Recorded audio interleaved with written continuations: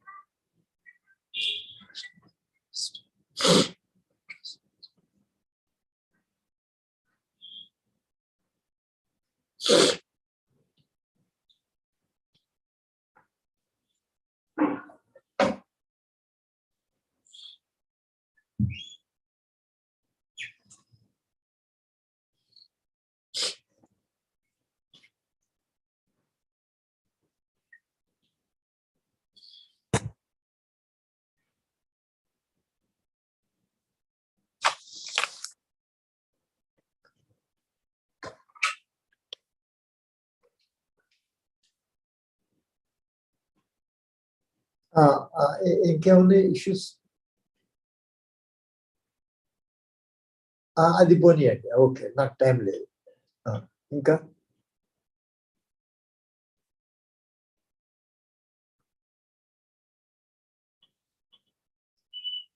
అంటే సెకండ్ అదే అది అది పోనీయండి, అది వస్తుంది. అది వాళ్ళు ఏం లేదు.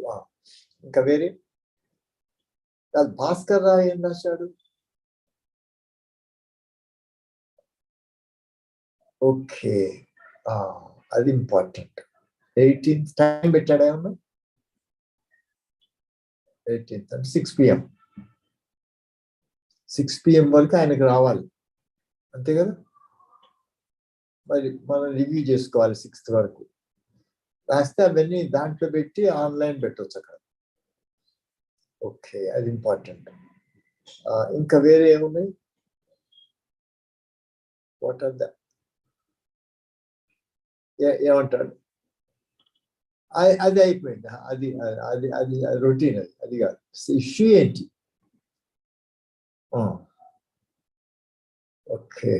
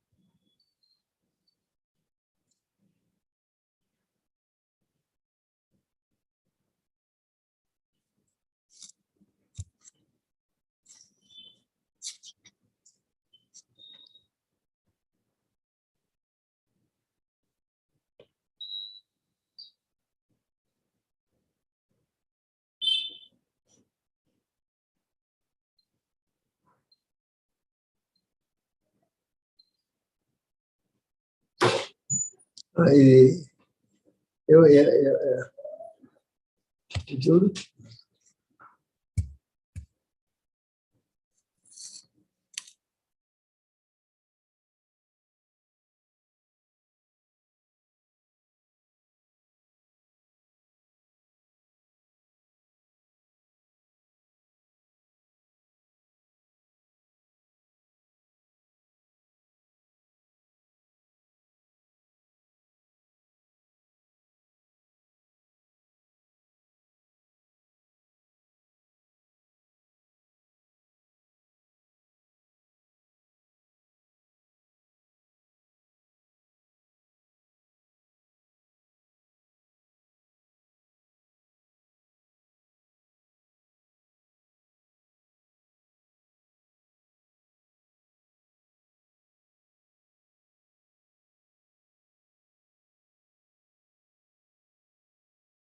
Yeah.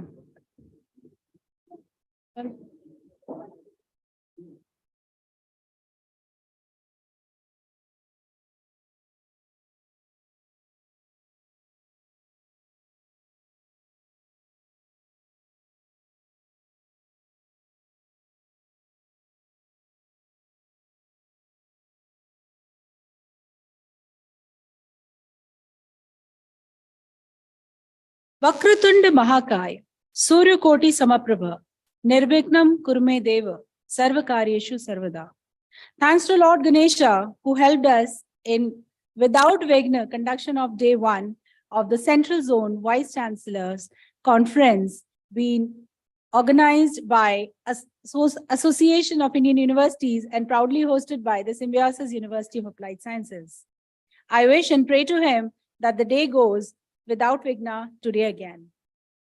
A warm welcome and good morning to all the guests, dignitaries, delegates for the day. Today we have gathered for the second day of the Central Zone Vice-Chancellors Meet 2023 on the title Curriculum for a Holistic and Multidisciplinary Transformative Higher Education. It's the time to begin the technical session 3, the knowledge sharing on outcome-based learning.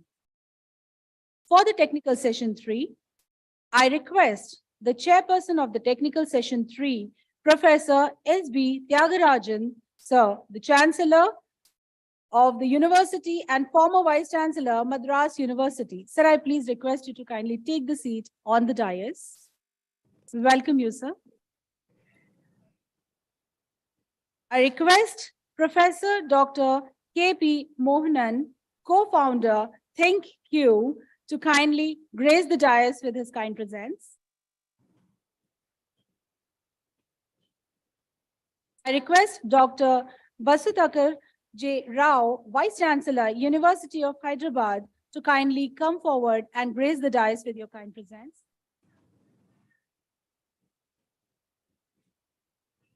requesting the third speaker, Dr. Alok Kumar Chakrawal, Vice-Chancellor, Guru Kasdas Vishwavidyalaya, Bilaspur, to kindly grace the dais with your kind presence. Opportunity to introduce the chairperson. Professor S.P. Tyagarajan is a DSc in medical microbiology in addition to his PhD and MD degrees, and is a fellow title including those by National Academy of Science and National Academy of Medical Sciences.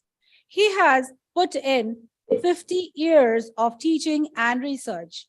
He has till date completed 60 research projects funded by national and international funding agencies, also has published 359 research papers and 22 books. He is the recipient of 42 national, international, and state awards in recognition of his scientific and academic contribution. He has collaborated with international scientists, clinicians from 26 countries. It's an honor to welcome you, sir.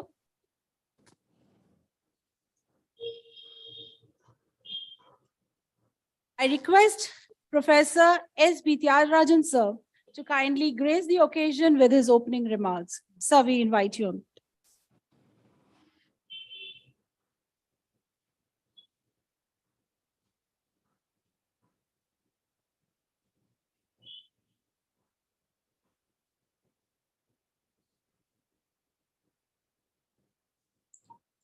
Have the slides, please. Good morning to all of you, respected Secretary General of the Association of Indian Universities, my colleague, panelist, Dr. K.P. Mohanan, co-founder of ThinkU, Dr. Basudkar J. Rao, Vice-Chancellor of University of Hyderabad, Dr. Alok Kumar Chakrawal, Vice-Chancellor Guru Ghasidas Vishwavidyalaya, Bilaspur. Thank you very much for joining us for this particular meeting. Respected Vice Chancellors who have joined this Central Zone Vice Chancellors Meet in 2023, which is actually on curriculum for holistic and multidisciplinary transformative higher education. This session, technical session 3, is actually on outcome-based learning, and we will be actually sharing this particular session among all of us, with me as a chairperson giving a introductory remarks. I wish the slides to come on.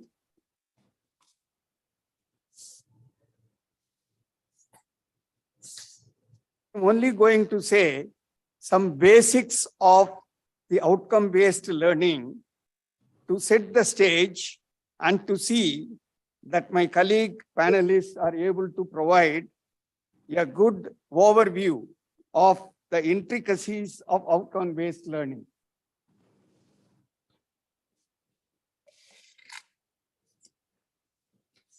Next, please. Okay. Yeah, thank you. So what I am trying to convey to you, whether it is outcome-based education as it has been conventionally called, or the outcome-based learning as it is now being christened, has got two expectations: the outcome and the output. What is the difference between the two can be better elucidated when we understand the other speakers also. What we are trying to say today is that learning will result only in qualifications, a degree, which is a measurable quantity of knowledge.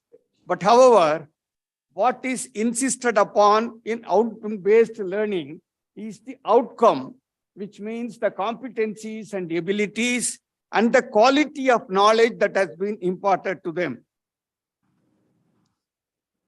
If you look at the competencies, it is defined as the ability acquired by the students to meet educational demands of society, It is to carry out a task successfully based on defined assessments of the outcomes, and it has both cognitive and non-cognitive dimensions.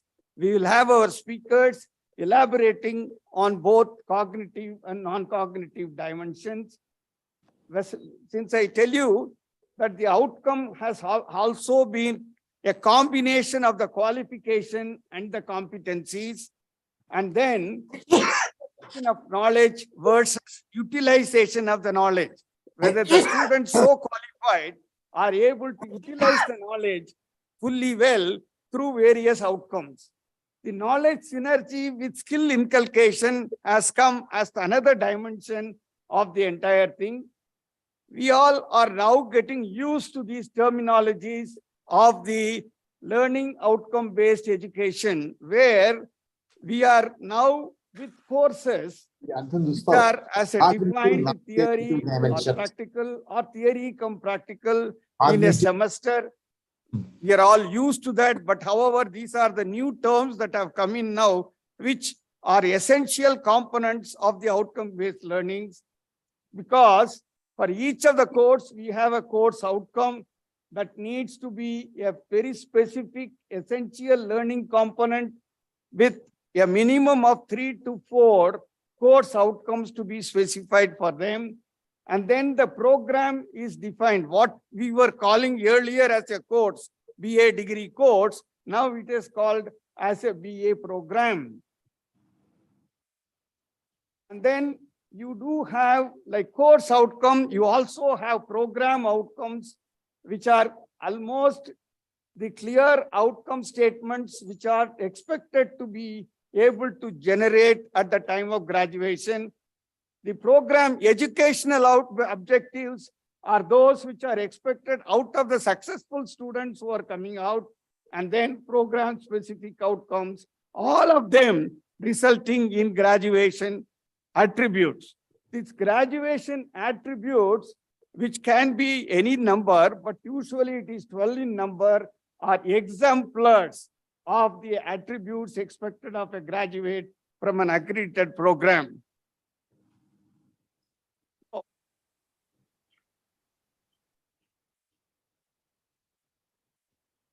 So to summarize, the curriculum framework, what is being offered today is a program that is a degree. The courses, which were earlier called as papers, they are to be modular and unitized with a clear learning objectives, unitized syllabi, and you have to provide further reading as textbooks, references, e-resources, etc., and end up with learning outcomes and outcome-based assessment processes.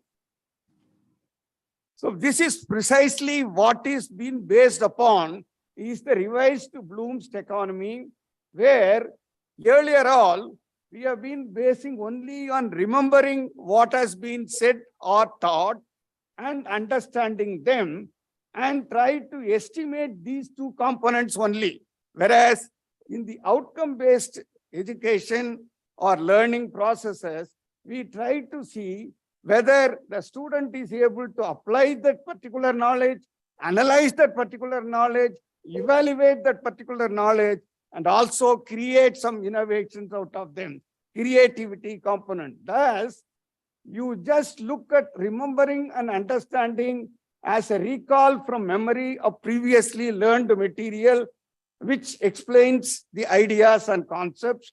Later on, what has been evolved in the outcome-based learning processes is using information in another familiar situation, breaking the information into parts to explore understandings and relationships, and evaluating by justifying a decision or course of action, and creating is generating new ideas, products, or new ways of viewing things and developments. So this is where I would like to stop here as an introductory part of it.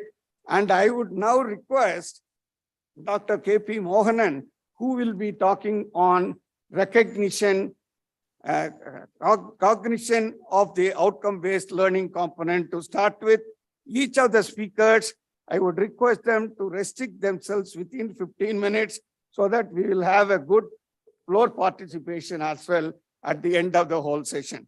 Thank you all. Let me invite Dr. K.P. Mohanan, the co-founder of ThinkU, to take up this particular session. You would like?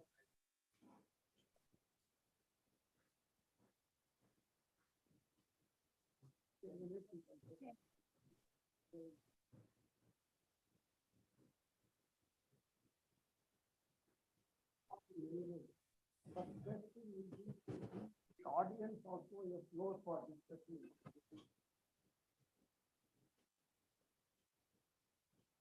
It is left to your decision, sir. Yes, okay.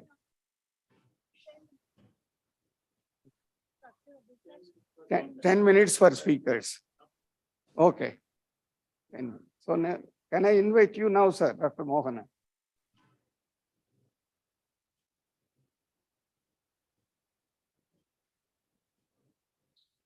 Introducing Dr. K.P. Mohan. He's a co-founder of Think Tank. He did PhD in linguistics from MIT and has taught at the University of Texas, Austin, MIT, Stanford University, and at the National University of Singapore, NUS. He has made significant contribution to the linguistic theory. He joined the IISER Pune faculty in 2011, where he contributed his work till he retired at the end of 2016. I would request Dr. K.P. Mohan, sir, to kindly come forward for the contributing his views, please.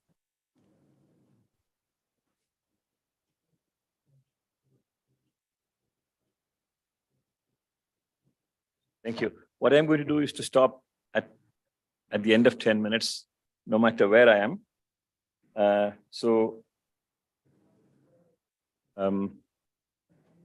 All of you have the PowerPoint slides as well as some notes on the PowerPoint slides. So even if I stop at, let's say, at 1/3 of my talk, you can still go home and read the rest of the stuff.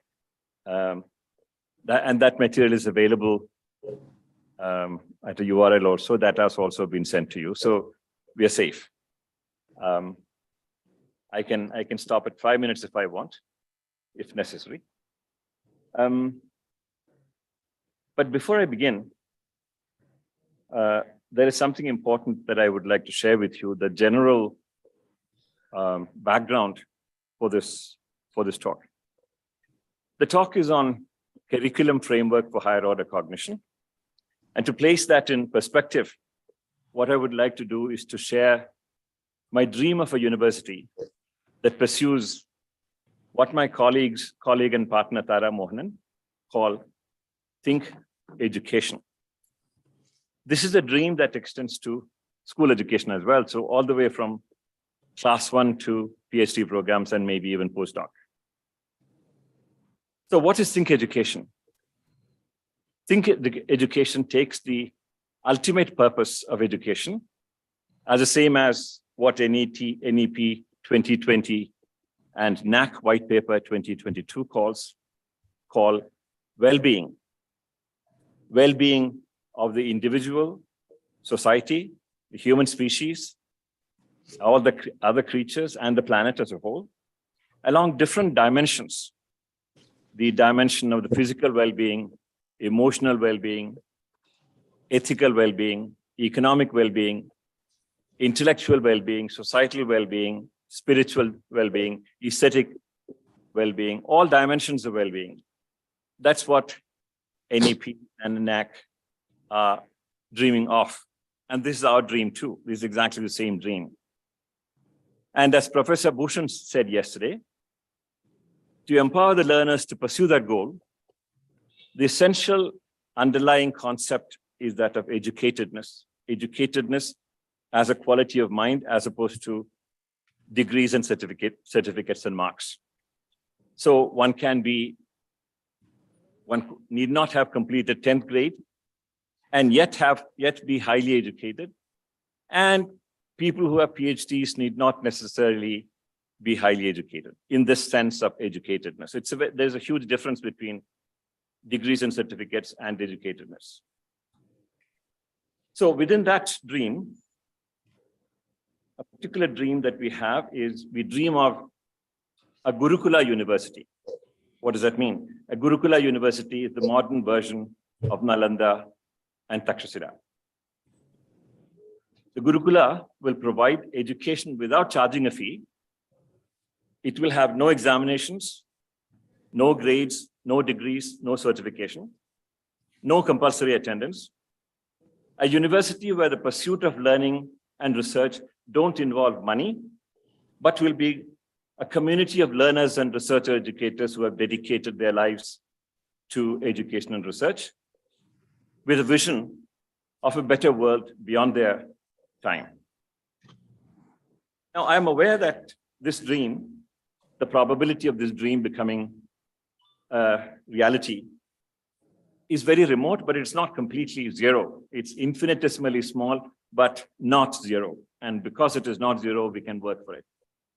And one component of higher order, one component of that is what NEP 2020 calls higher order cognition, which is what I'm going to talk about. And one component of higher order cognition is the capacity to engage in research. And I would like to invite you to go to the Think website. The address is given there. And there's a course on Introduction to Research to get a sense of what I'm trying to say.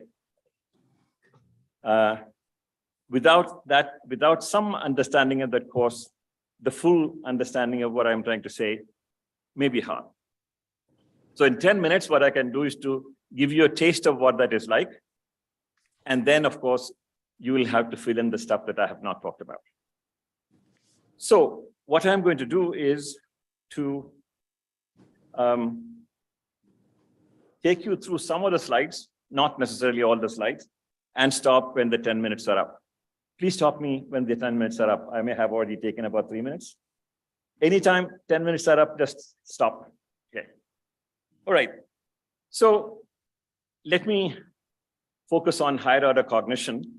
And to get a sense of what that is, I'm going to take you through some of the possible exam questions for master students as an illustration.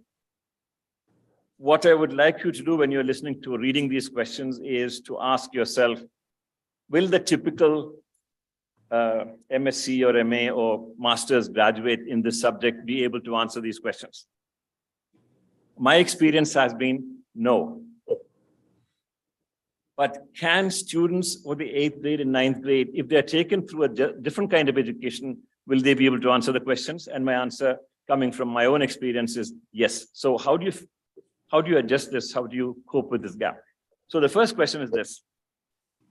Okay, this is let's say, an exam for master's students in mathematics. Textbooks define a straight angle as 180 degrees. On a straight line segment AB, okay, AB with the point C in the middle, angle ABC, ABC is a straight angle. A triangle is composed of 3 straight lines, 3 straight line segments, and there are infinitely many points on any straight line segment. So there are infinitely many straight angles. So it couldn't be the case that the angle sum theorem that says the sum of angles in a triangle is 180 degrees. The result of reasoning from one set of premises is that a triangle sum of angles is infinitely many, and the other one is 180. So is the theorem wrong? And provide, the question is not say just right or wrong, but provide reasons. And when I give this question to master's students in mathematics, master's graduates in mathematics, they're stuck, they have no idea. That's a sad story. This is something that school students can do, but master's students or master's graduates in mathematics can't. Another question, masters in physics. And these are quite often students who have done extremely well in their JEE and, for example, IISA students who have been the so-called cream of India's science population. So Newton's theory of gravity uses the concept of gravitational force. Einstein's theory of gravity uses the concept of gravitational field. Does that mean that the concept of force is unnecessary in a theory of motion in relativity theory. Provide reasons in support of your answer. Again, my students at ISA can't answer that question. And that's embarrassing. Okay? It's not their fault. They have not been brought up in a culture of educatedness. That's why they can solve equations, but they cannot answer conceptual questions, simple conceptual questions of this kind. They have not understood physics. They can only solve equations in physics. My third question, masters in biology. Okay, here's a question. Sexual reproduction is found in both plants and animals.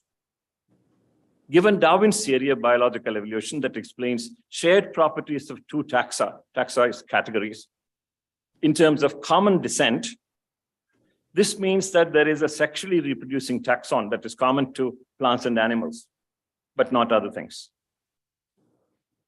And they have come from that taxon. That's the only way you can explain sexual reproduction in both plants and animals. But not all plants have sexual reproduction, incidentally. This conclusion is inconsistent with the textbook trees of life. So there is one that comes from the reasoning, the other one that is stated in the textbooks. They can't both be right. Should the textbook trees of life be revised? Again, provide reasons. None of the biology students and master's graduates that I have talked to have been able to solve this problem. It's not a problem, it's simply a matter of conceptual understanding of biological evolution. Masters in economics. There's a restaurant called Noma, rated New York's best restaurant, and that is closing because given the post-COVID environment, the model is, this is what the newspaper report says, no longer sustainable. They're doing something else. They're evolving into a food laboratory instead of restaurant. If you accept the definition of sustainability as the ability to maintain or support an entity or process over time, sustainability is the same as Darwin's survivability in biological species. And it is closely related to evolvability. If a system cannot survive, that evolves in a different direction. Construct a theory of sustainability and evolvability that applies to both economics and biology. Again, this is a little more challenging, but by and large, master's students in economics can't do that. So my last example is masters in history. Textbooks treat the Egyptian civilization as a great civilization, even though the empire depended upon conquest and brutal treatment of slaves. Great civilization, ancient civilizations. They refer to the conqueror Alexander as Alexander the Great. And what was his greatness? Conquest. Should the epithet great be applied to such instances in history textbooks? Provide reasons in support of your answer. Again, if you haven't had experience of master's students, I recommend that you give these questions to your master's students and find out for yourself if my experience is consistent with yours. I'm not asking you to take my word for it, try it out with your students. And if you see that master's students can't cope with these questions, then you have to seriously ask, what is our education doing? What should our education aim at? And the kind of Gurukula education that I suggested is a solution for that problem. 10 minutes up? Okay.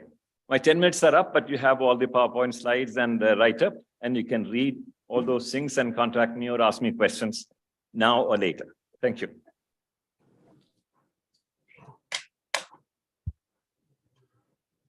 Wonderful contributions and a new perspective towards the evaluation system and the learning system of the country. Thank you, sir. Moving ahead, I request Dr. Vasudhakar J. Rao, sir, Vice-Chancellor, University of Hyderabad. Sir is a senior professor, chair of biology, dean faculty at the Indian Institute of Science, Education and Research, IISER, Tirupati, Andhra Pradesh. Sir has taken charge as the Vice-Chancellor of the University of Hyderabad on 26 July 2021. He is a fellow of all three national academies in India and Sir J.C. Bose, fellow of Department of Science and Technology, India. Professor Rao is a chief member and an advisor on various committees. He has won many awards and fellowship. He is the chief editor of Journal of Biosciences. Sir, I would request you to please come forward to contribute.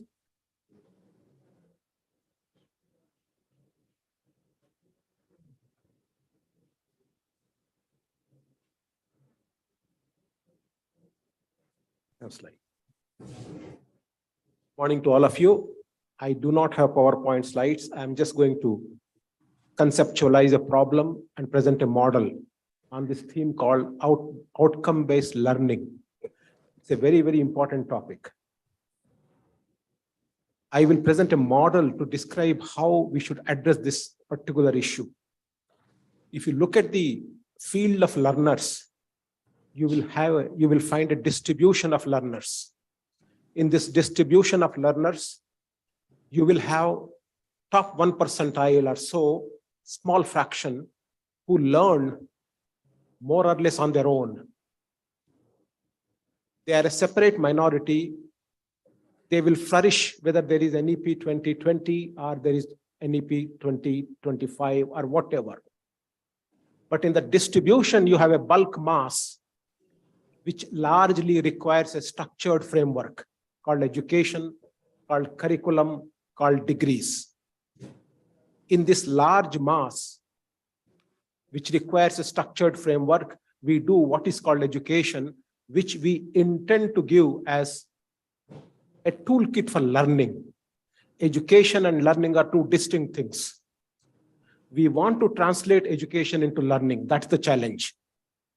And when we do learning, when we impart learning, the next challenge that we are dealing with today in this session is how do we measure the outcome of learning? Two challenges here. Education to learning is a very big leap. Learning to learning outcome is another big leap. How do we capture it? This is the real challenge. Current education doesn't make students learn very well. Current education as a model gives content, gives degrees, gives labels, gives information. We have to convert that into learning. The main motto of NEP 2020 is to convert education into learning. That happens by giving flexibility in the process of system, and that comes in also as interdisciplinarity in the process of education. So the flavor of education is changing such that learning happens. Learning ultimately is do-it-yourself exercise. Whether you are in a classroom, whether you are outside the classroom, whether you are reading a book or whether you are thinking, ultimately is do-it-yourself exercise. It is you how to do it. So when you have to do it, what is that you need to know from outside? You need to know some information. You need to know the context of that information. You need to know the value of that education, that information, and you need to process it inside you. This processing skill is what we have to give in the process of education that ultimately converts into learning. Learning by nature is a diffusive process, directionless process.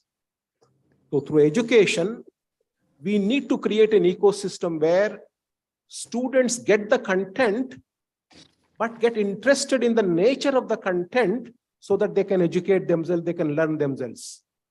Sometimes they need teachers, sometimes actually they do not need teachers. Sometimes teacher comes in the way of learning. We make the student, the learner, intelligent enough to decide whether he or she needs a teacher at some point or not. This is a question of how to make the learner intelligent. When you make the student intelligent through your discourse, through your hand-holding, through your classroom teachings, through outside the classroom teachings, then you are educating the child, the student.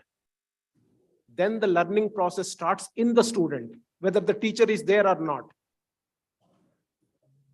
So the real challenge of NEP 2020 is to create that inquisitive, intelligent mind in the student. Do whichever way you want it. Sometimes you need to use the curriculum. Sometimes you have to go out of the curriculum, come back again. Sometimes you have to do exams. Sometimes you do not have to do exams. So you have to be dynamic enough, flexible enough, so that you create certain interest, certain passion for education, so that the learning starts. This is an interesting but a dynamic model. NEP 2020 adds the dynamics to the system. Earlier models were very static. Once the learning starts in the student, understanding begins. And when understanding deepens, insights come out. When the student gets insights, that is when the student is learning.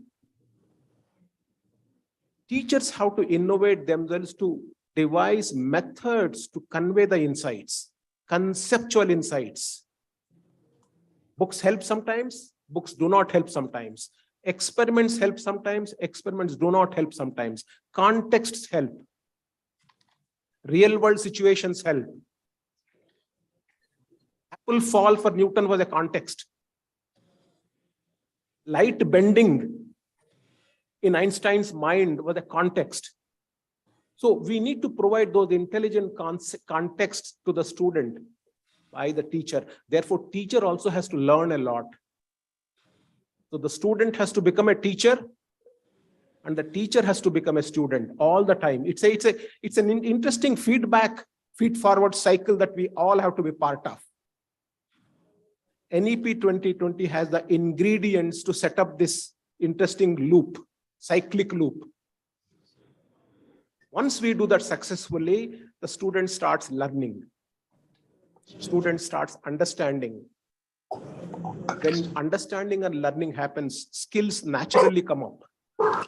You don't have to do anything very special for skill training.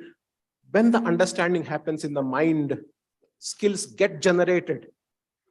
Now you need to set up an ecosystem where the students can come and do some experiments on his own, fail multiple times, and then succeed. He should get bitten by that success, fail again. That's the ecosystem we create, which gives rise to what is called the skill, quote unquote. Ability to do things correctly, ability to do difficult things correctly, ability to do complicated things correctly. That is the skill. That requires an ecosystem where people constantly interact, ask questions, learn, relearn, unlearn. Unlearning should be an important part of our process. So therefore, that kind of skill happens. So these are all the models as teachers. As teachers, we all have to devise on our own. No book prescribes, no curriculum prescribes. Dynamically, you have to do it on a day-to-day basis. It depends on the flavor of teaching you are doing. If you are teaching physics, it's a different flavor. If you are teaching management, it's a very different flavor. If you are teaching pure mathematics, it's a very different flavor. So depending upon the flavor that you are teaching, you need to design your own methods of innovation. And nobody tells us how to innovate because innovation is such a beast. You have to do it yourself. When learning happens, deep learning happens, the question is, do we measure the outcome of learning? Is it necessary?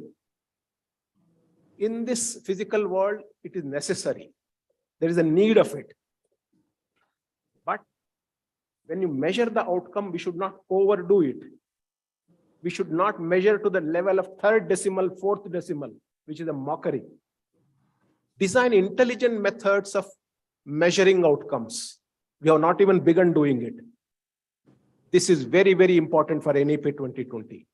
Don't design some bureaucratic, mindless matrices or rubrics. Some intelligent methods, soft intelligent methods to quantify how much a child, a student has learned. There are ways of doing it. Do it softly, don't do it intrusively, and don't overdo it in terms of numericals. Because the moment you do it intrusively, numerically, then you undo the purpose of learning. Learning by design is not quantifiable. By design, it is not. But somehow we have to softly do it so that as a system, we capture how much of learning is happening, whether we are making a progress or not. It has to be a soft touch approach. It should never be hard touch button approach. This needs to be done carefully, and people who are passionate about it, doing it softly, must get together and do it well, so that the process of quantifying itself should not come in the way of learning. I do not want to belabor that point. The third point I want to make in this model is, once we capture the distribution, the physical capture of the distribution, the bulk mass, to do curriculum, to do learning, to do outcome of learning, remember we have that 1 percentile left out. Those who innovate, those who push the envelope, those who invent, those are the Einsteins, or Bill Gates, Michael Faradays, Mahatma Gandhis. They don't need any curriculum system. Leave them free. Give them total freedom so that they can innovate themselves. They are like a cloud. They can go on with their own journey. Let us not entrap them with any system because they are innovators. We need them. In any system, unless there is 1 percentile innovators, real innovators, 99% all of us as engine parts do not sustain. Give enough freedom to that 1 percentile so that they can do what they want and they can do deep things. So in this physical model, just to summarize, I do not want to overspill my time. You need to take care of the bulk of the mass, which is all of us, the learned, the learners, and the learning system, etc. Convert education, the content, into learning innovatively. All of us are involved in that on day-to-day basis, so that you reach out the student at the mind level, not at the book level. Once you reach out the student at the mind level, the learning starts in the student. The learning becomes insights when the learning matures. And when insights happen, create an ecosystem for the student who has insights to innovate physically, to do things, to break things and reassemble. That is the process of skilling. You need skill laboratories where students can do things hands-on. This is required in physics. This is also required in economics. This is required in sociology. So the last sentence is, when it comes to measuring outcome, let us be very careful, let us be very intelligent about it, and let us be soft about it, not trap them into very large numerical values, not by metrics and not by rubrics. Thank you very much. Thank you so much, sir, giving a new dimension to the evaluation system. Moving ahead into the technical session 3, I invite Dr. Alok Kumar Chakraval, Vice-Chancellor Guru Ghasidas Vishwavidyalaya, Bilaspur. Sir is the Coordinator, International Quality Assurance Cell, IQSC, Saurashtra University, Rajkot, Gujarat. He was the founder, Vice-Chancellor of Guru Ghasidas Vishwavidyalaya, Central University. He is the recipient of 3 gold medals in graduation and post-graduation. He has won 4 Best Paper Awards in international seminars and conferences. Sir has worked as Controller of Examinations at various universities. Sir, I would request you to please come forward contributing.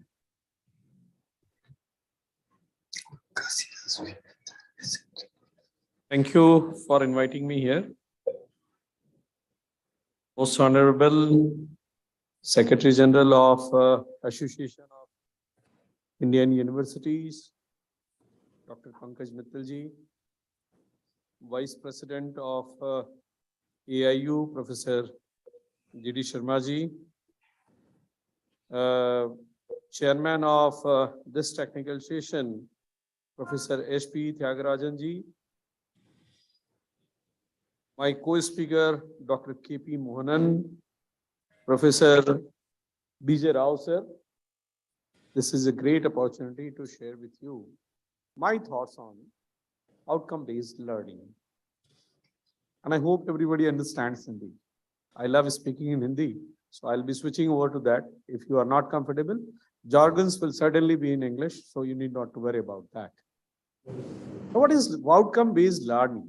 We keep on talking and talking, and board of studies, and then academic council, and lot of mind-boggling exercises, and hardly people care about it. Talk and talk, have dinners and lunches, breakfast and teas, and Prithvi sir, I forgot to take your name. You are also in the audience. So what is outcome-based learning? In fact, I did a project with the British Council.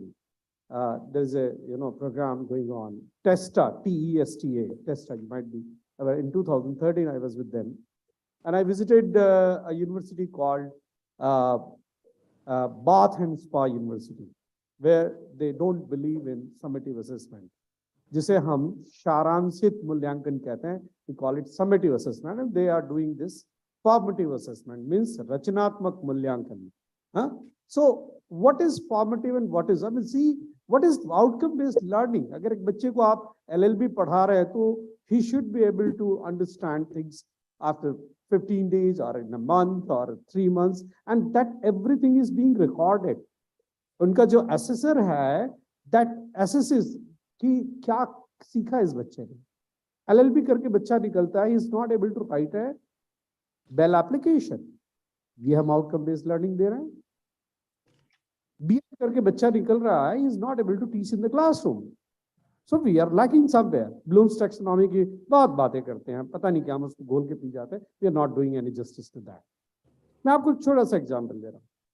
एक हमारे मित्र हैं, उनका नाम है, नाम लेना भी, Damji by Korea, Gujarat के रहने वाले हैं, मगर पर्थ में आजकल वो सेटल्ड हैं, ऑस्ट्रेलिया में, वेरी वेल ऑफ फैमिली. और उन्होंने मुझे बताया कि आलोक जी, मेरा काम दर्जी का है, मैं दर्जी हूँ, not tailor. When we call it tailor, it sounds very good. When we talk in Hindi, darji, then, oh, darji छोटा आदमी होगा. So this is the kind of mindset we are carrying. Tailor is a good man, but darji is somewhat smaller. तो मैंने उनसे पूछा कि how do you train your, trainees? उन्होंने कहा ऐसा है, आलोक जी, मेरा बड़ा सीधा सा फंडा है.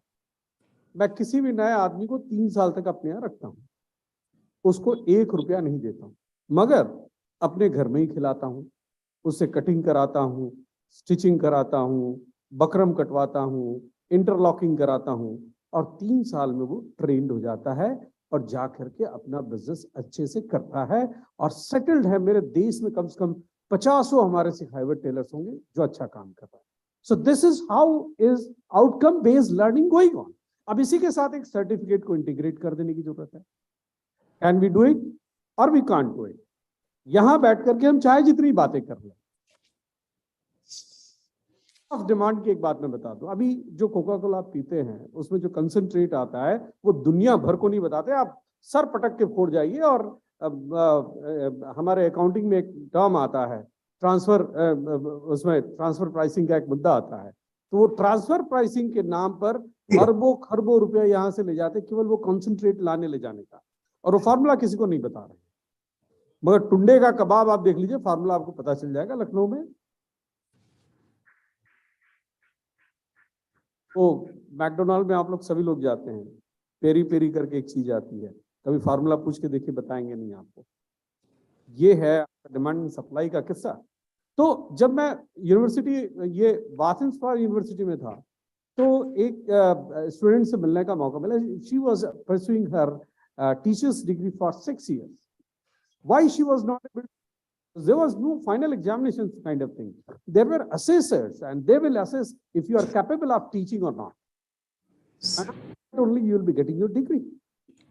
तो आउटकम बेस्ड लर्निंग का सीधा सा मतलब है कि आप क्या सीख रहे हैं. खाली किताबी बातें ये वो फलाना ढिकना, nothing doing. You tell me, are you able to do it और not able to do it. मैं इंटरव्यू सिलेक्शन कमिटी चल रहा था, I am sharing with you. मैंने एक बार प्रश्न पूछा, लॉ का इंटरव्यू चल रहा था. मैंने पूछा, tell me who was Brahmadatta in Mori Bibi versus Dharmadas Ghosh. यहाँ काफी सारे लॉ के प्रोफेसर बैठे होंगे. बेसिक चीज है, 10 में से 8 लोग नहीं बता पाए कि ब्रह्मदत्त कौन था. I am not a man of law. Simple सी चीज है, जनरल बातें हैं. मैंने एक केमिस्ट्री वाले से पूछा, बताओ O2 में से O3 बनाना है, कैसे बनाओगे?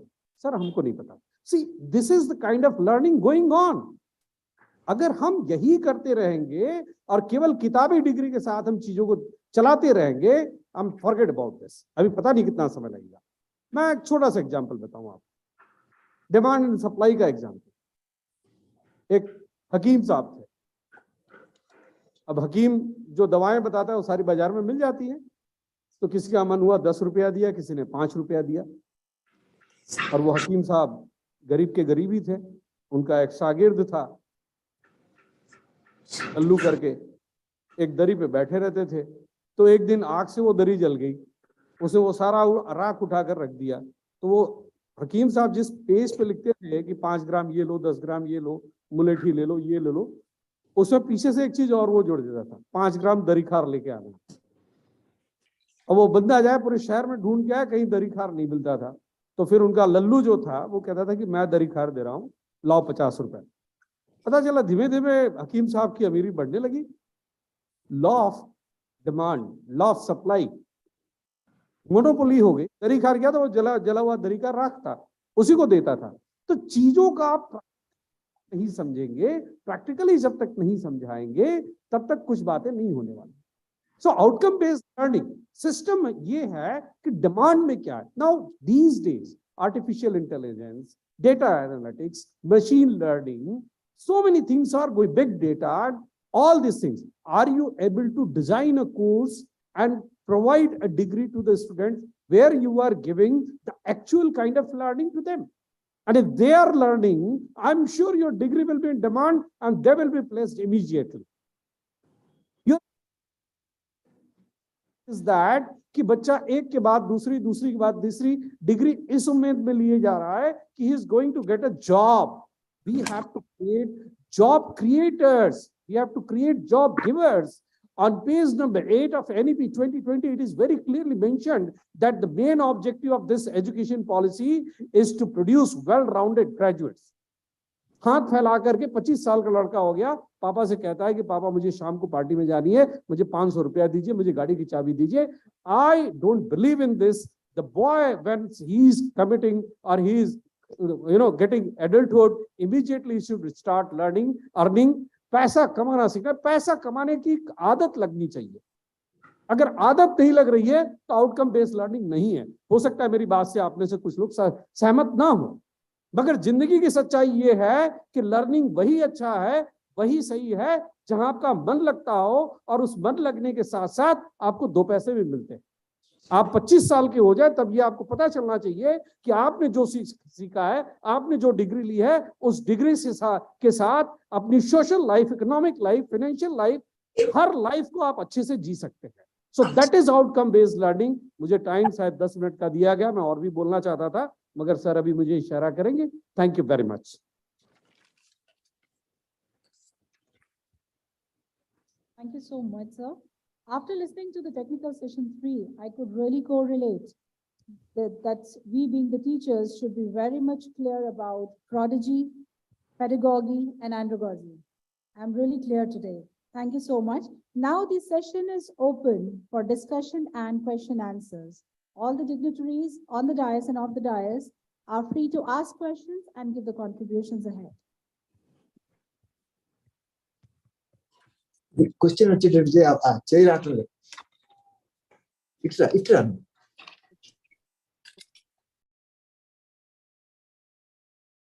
The summary of this session, which has communicated very effectively the various components of the outcome-based learning. In my introductory talk, I just only gave glimpses of the basics of the outcome-based education versus outcome-based learning, wherein how it is different from outcome and output, which actually determines not only just the qualification as degree, but also the competencies. Not to have, based upon the NEP 2020, the structure of the programs that are to be conducted, it must be going along with hand-in-hand outcomes based upon the learning outcome-based curriculum framework, for which the revised Bloom taxonomy will go beyond recollection from the memory to analyze, apply, and to have creativity. Then, as very clearly outlined, that NEP 2020 and the NAC White Paper 2022 emphasize the need to incorporate higher order cognitive capacities And as rising one. core component of curricula. Yeah. He has also outlined the goals and needs. What are the learning outcomes that the design of a curriculum for higher order cognition should aim at?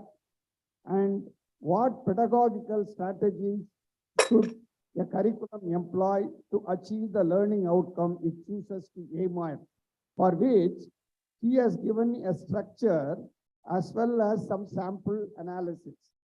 The structure concepts included about what a curriculum need to be with its framework and what should be the curriculum components of the curriculum and what is meant by higher order cognition and how exactly you make learning outcome based higher order cognition as tools of inquiry and modes of inquiry.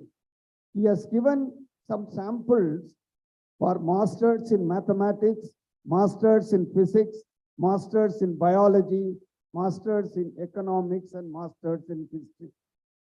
After Dr. K.P. Mohanan, Dr. D.J. Rao, Vice-Chancellor of the University of Hyderabad, has outlined that the OBL should be a structured framework with a scope how to measure the outcome of the learning. And since the current education evaluation is rigid, he has suggested that OBL should be having flexibility to identify the cognitive and non-cognitive domains. The anticipation of OBL is to assess the student's performance both in the classroom and outside the classroom. The ways of learning need to be matching with its evaluation was his thought. And NEP 2020 requires contextual real-time experience estimation, and the way contents are provided to the students is to provide opportunity to the students to incorporate the skill inculcation as well as the skill estimation as components of evaluation. Designing methods for evaluation need to be not a rigid kind of a methodology, but it should be in a flexible mode and innovative to measure the outcome of such a outcome-based learning. There need not be any bureaucratic mindset kind of a methodology that should be adopted, and it has to be innovative and flexible. That is what he concluded. Our next speaker, Dr. Alok Kumar Chakrawal, the Vice-Chancellor of Guru Ghasidas Vishwavidyalaya, Bilaspur, has outlined the outcome-based education as a tool of holistic progress toward the learning outcome-based curriculum framework has to be the basis for such a kind of a holistic progress of the student development. Therein, the skill building component has to be an important inclusion into it, and the whole education has to lead the students to become job creators and not job seekers. With this, I conclude the summary of the sessions, and now we have about half an hour's time And I request the floor to really put in the questions, and so that we will be able to precisely answer to the questions that are being asked for. I request you to kindly identify yourself and then put in the question specifically to any of the speakers or open to the panel as it is. I leave it to the revered Vice-Chancellors who have joined. Can I ask a question, sir? Open session for interaction. Can I ask a question, sir? Sir, can I ask a question? I am Professor Mahendra Reddy. Am I audible? Am I audible? I am Professor Mahendra Reddy. Can I ask a question, sir? That in the valedictory, we can prepare and present the report. Can I ask a question, sir? Vinayak Tiwari from Shivaji University, Guwahati, as Vice Chancellor.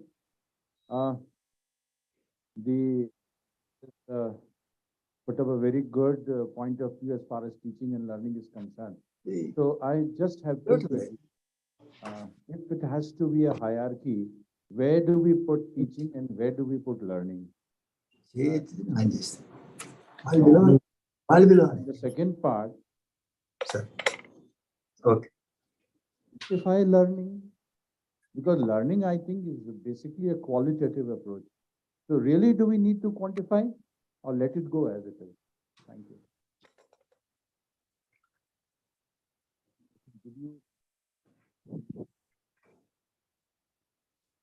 It does not represent any official positions.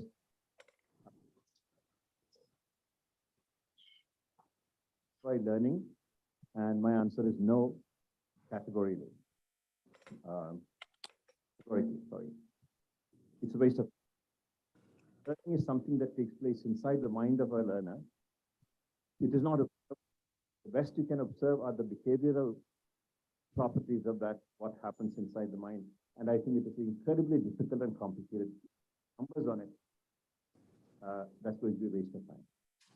This is my question.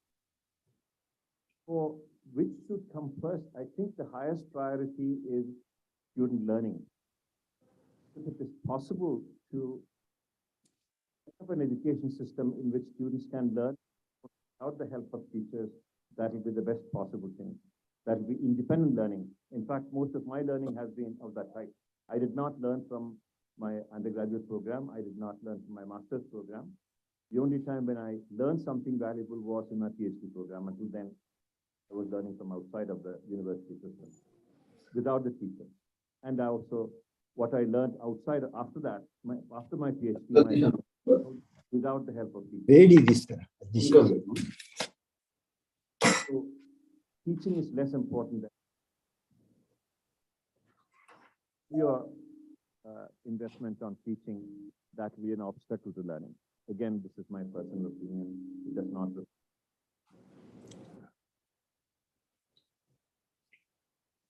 Sir, can I ask a question?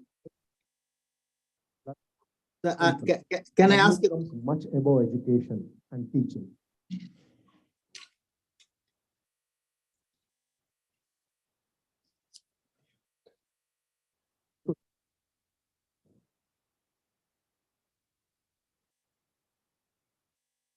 For one. Number two, do we measure the outcome of learning? At a macro level, perhaps we need to design some method. It's not required. Learning cannot be quantified, but at a macro level, so that as a system, we know we are making progress. Outcome measurement we have to design at a macro level. To give my thought on this, even though the ideal way, what Dr. Mohanan says, I join with Dr. Rao in saying that we need to have a kind of quantitative, not absolute 100% quantitative, but there is what is called as a relative grading methodology, which has been put in for the outcome-based learning, wherein both the quality of learning and quantity of learning are put together, and you are able to have a more or less holistic kind of an assessment that may be suitable for today's learning-based curricular framework methodology.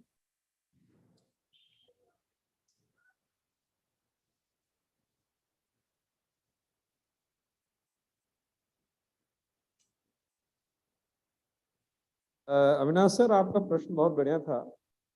मैं समझता हूँ इसको अलग नहीं कर सकते, दोनों साथ साथ चलता है। जब आप क्लास में पढ़ा रहे होते हैं तो आप सीख भी रहे होते हैं, and that is what it is called teaching learning process. अगर एक शिक्षक क्लास से नहीं सीखता है तो वो पढ़ा नहीं, कुछ मोनोटोनस काम कर रहा है। और कई लोग कहते हैं कि मैंने अपना सिलेबस पूरा कर दिया है, और जो शिक्षक ये कहता है कि उसने सिलेबस पूरा कर दिया है, वो शिक्षक कहलाने के काबिल नहीं। यू आर 7 टीचर, और टीचर हर वक्त सीखता है, हर क्षण सीखता है, हर क्लास में सीखता है, हर बार सीखता है। ये नहीं कह सकता कि हम नहीं सीख रहे हैं। इसलिए टीचिंग लर्निंग हमेशा साथ में चलता है। और दूसरा आपका एक क्वेश्चन कुछ और था, क्वांटिफाइंग। देखिए ऐसा है कि लिकर्ट स्केल क्यों बना?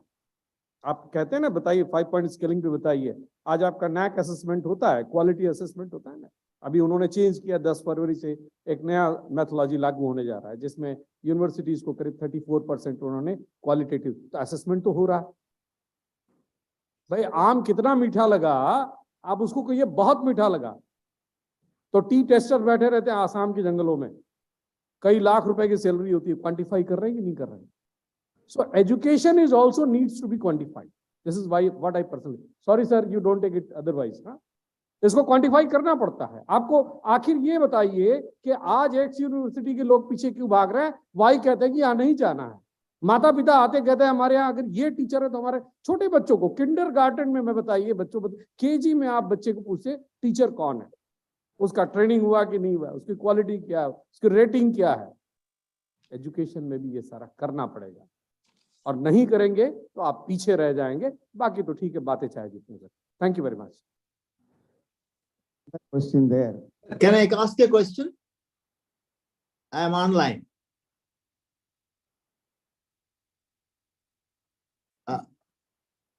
Hello.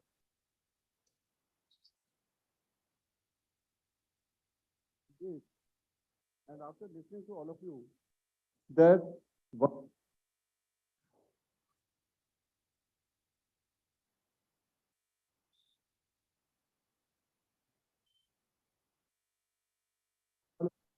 Sir, I am Lieutenant General V.K. Sharma, Vice-Chancellor, MET University, Gwalior. So it is my belief that once a student has been placed, he's got a decent job, he's satisfied that whatever learning he has to do, he has got it, and also he's launched into life. Launched into life after having done his college or university, I think the outcome has been achieved. Why? Because we talk about well-rounded personalities. We talk about overall development of a child. We talk about emotional intelligence. We talk about societal intelligence. All these things are not measurable. So therefore, like it says, ढाई अक्षर प्रेम के जिसने सीखा सो पंडित होए. There's a shloka, there's a doha like that. So what it means is that these learnings which are there in the brain cannot be quantified. The life processes which are there, the art of living which is there, those things not quantifiable. And those students have to learn from the teacher, teachers have to learn from the students have to learn from the peers as well. So if all those things have been launched into life, he's satisfied, he's got a job, and he's doing well, I think the outcome has been achieved. That's it. It's just a comment, my views.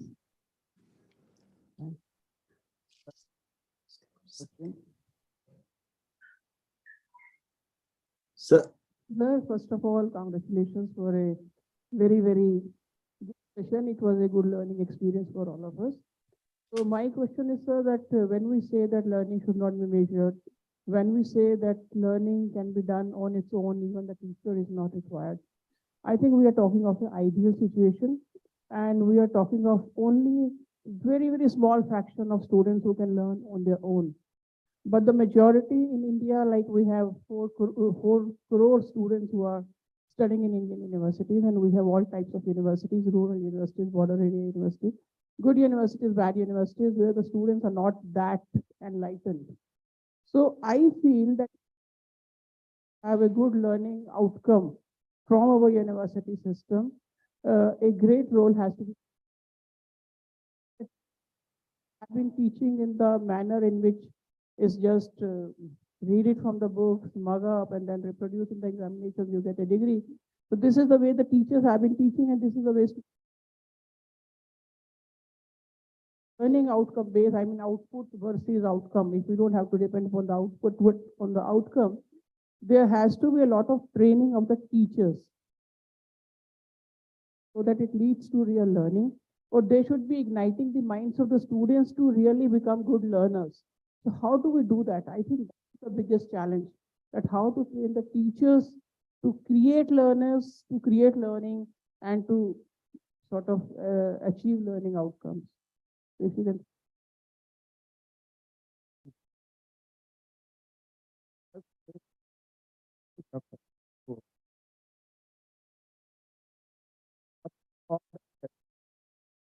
That has been evolved now,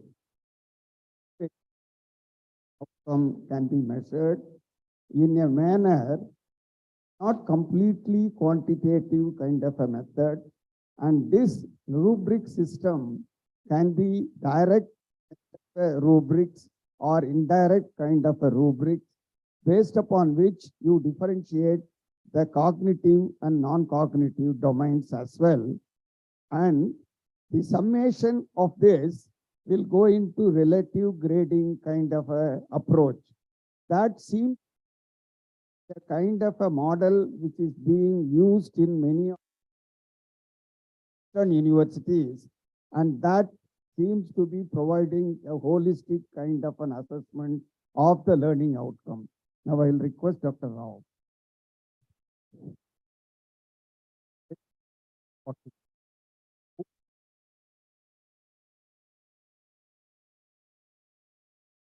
Not content conveyors.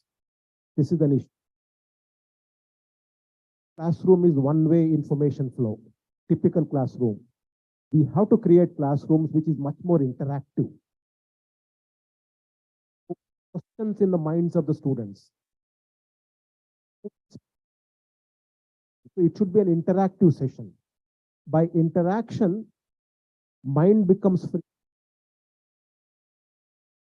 Questions which are meaningless sometimes, doesn't matter. Meaningless questions become meaningful questions tomorrow, all that. And then students become participatory in the learning process.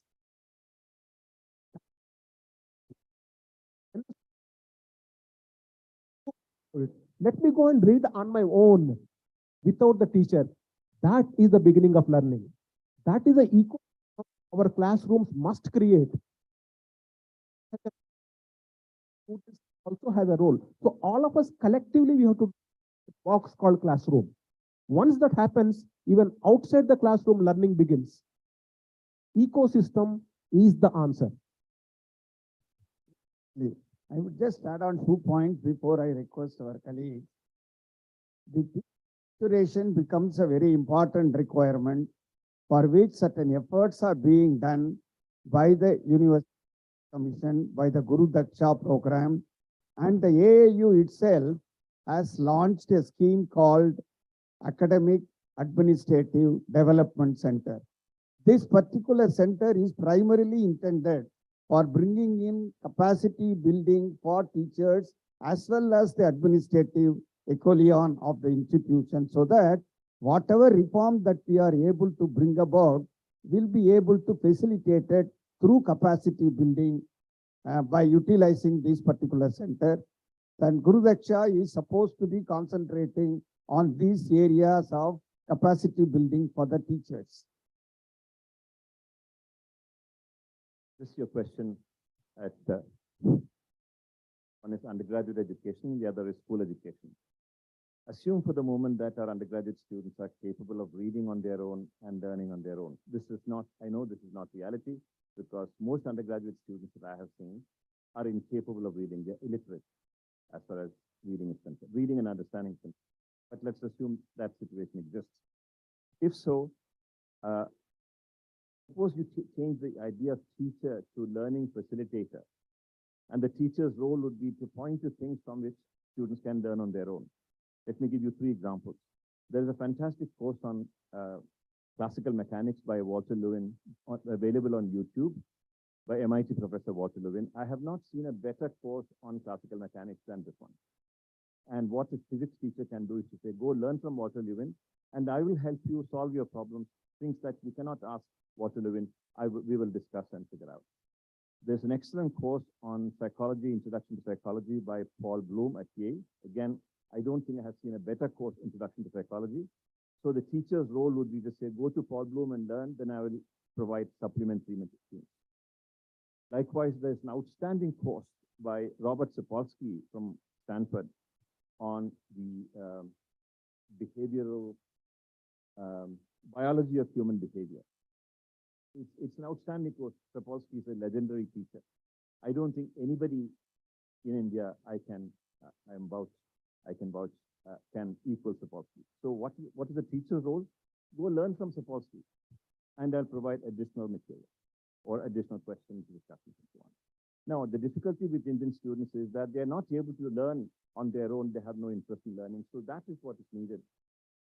This is where school education comes in.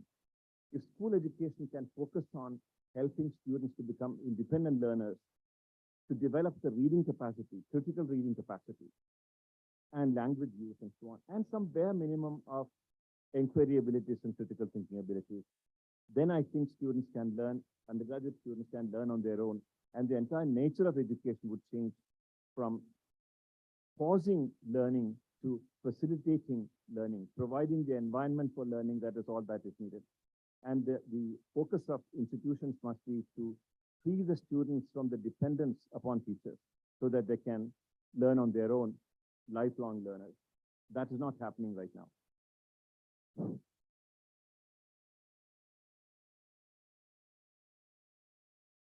Well, we need to understand what Pankaj ma'am asked. There are two things. One is tangible and the other one is intangible. So knowledge is intangible, and we always use outcome for knowledge progression. If anything is getting materialized in terms of intangible, then we use this terminology.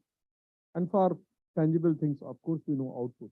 So outcome and output, I think that is that should be made very much clear here.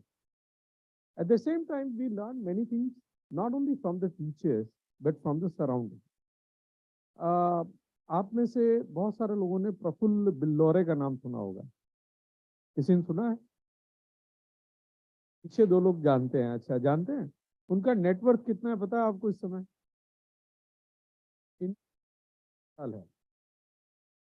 Praful केवल 26 साल है, और मैं एक rough estimate लगा रहा था तो करीब 500 करोड़ के आसामी हैं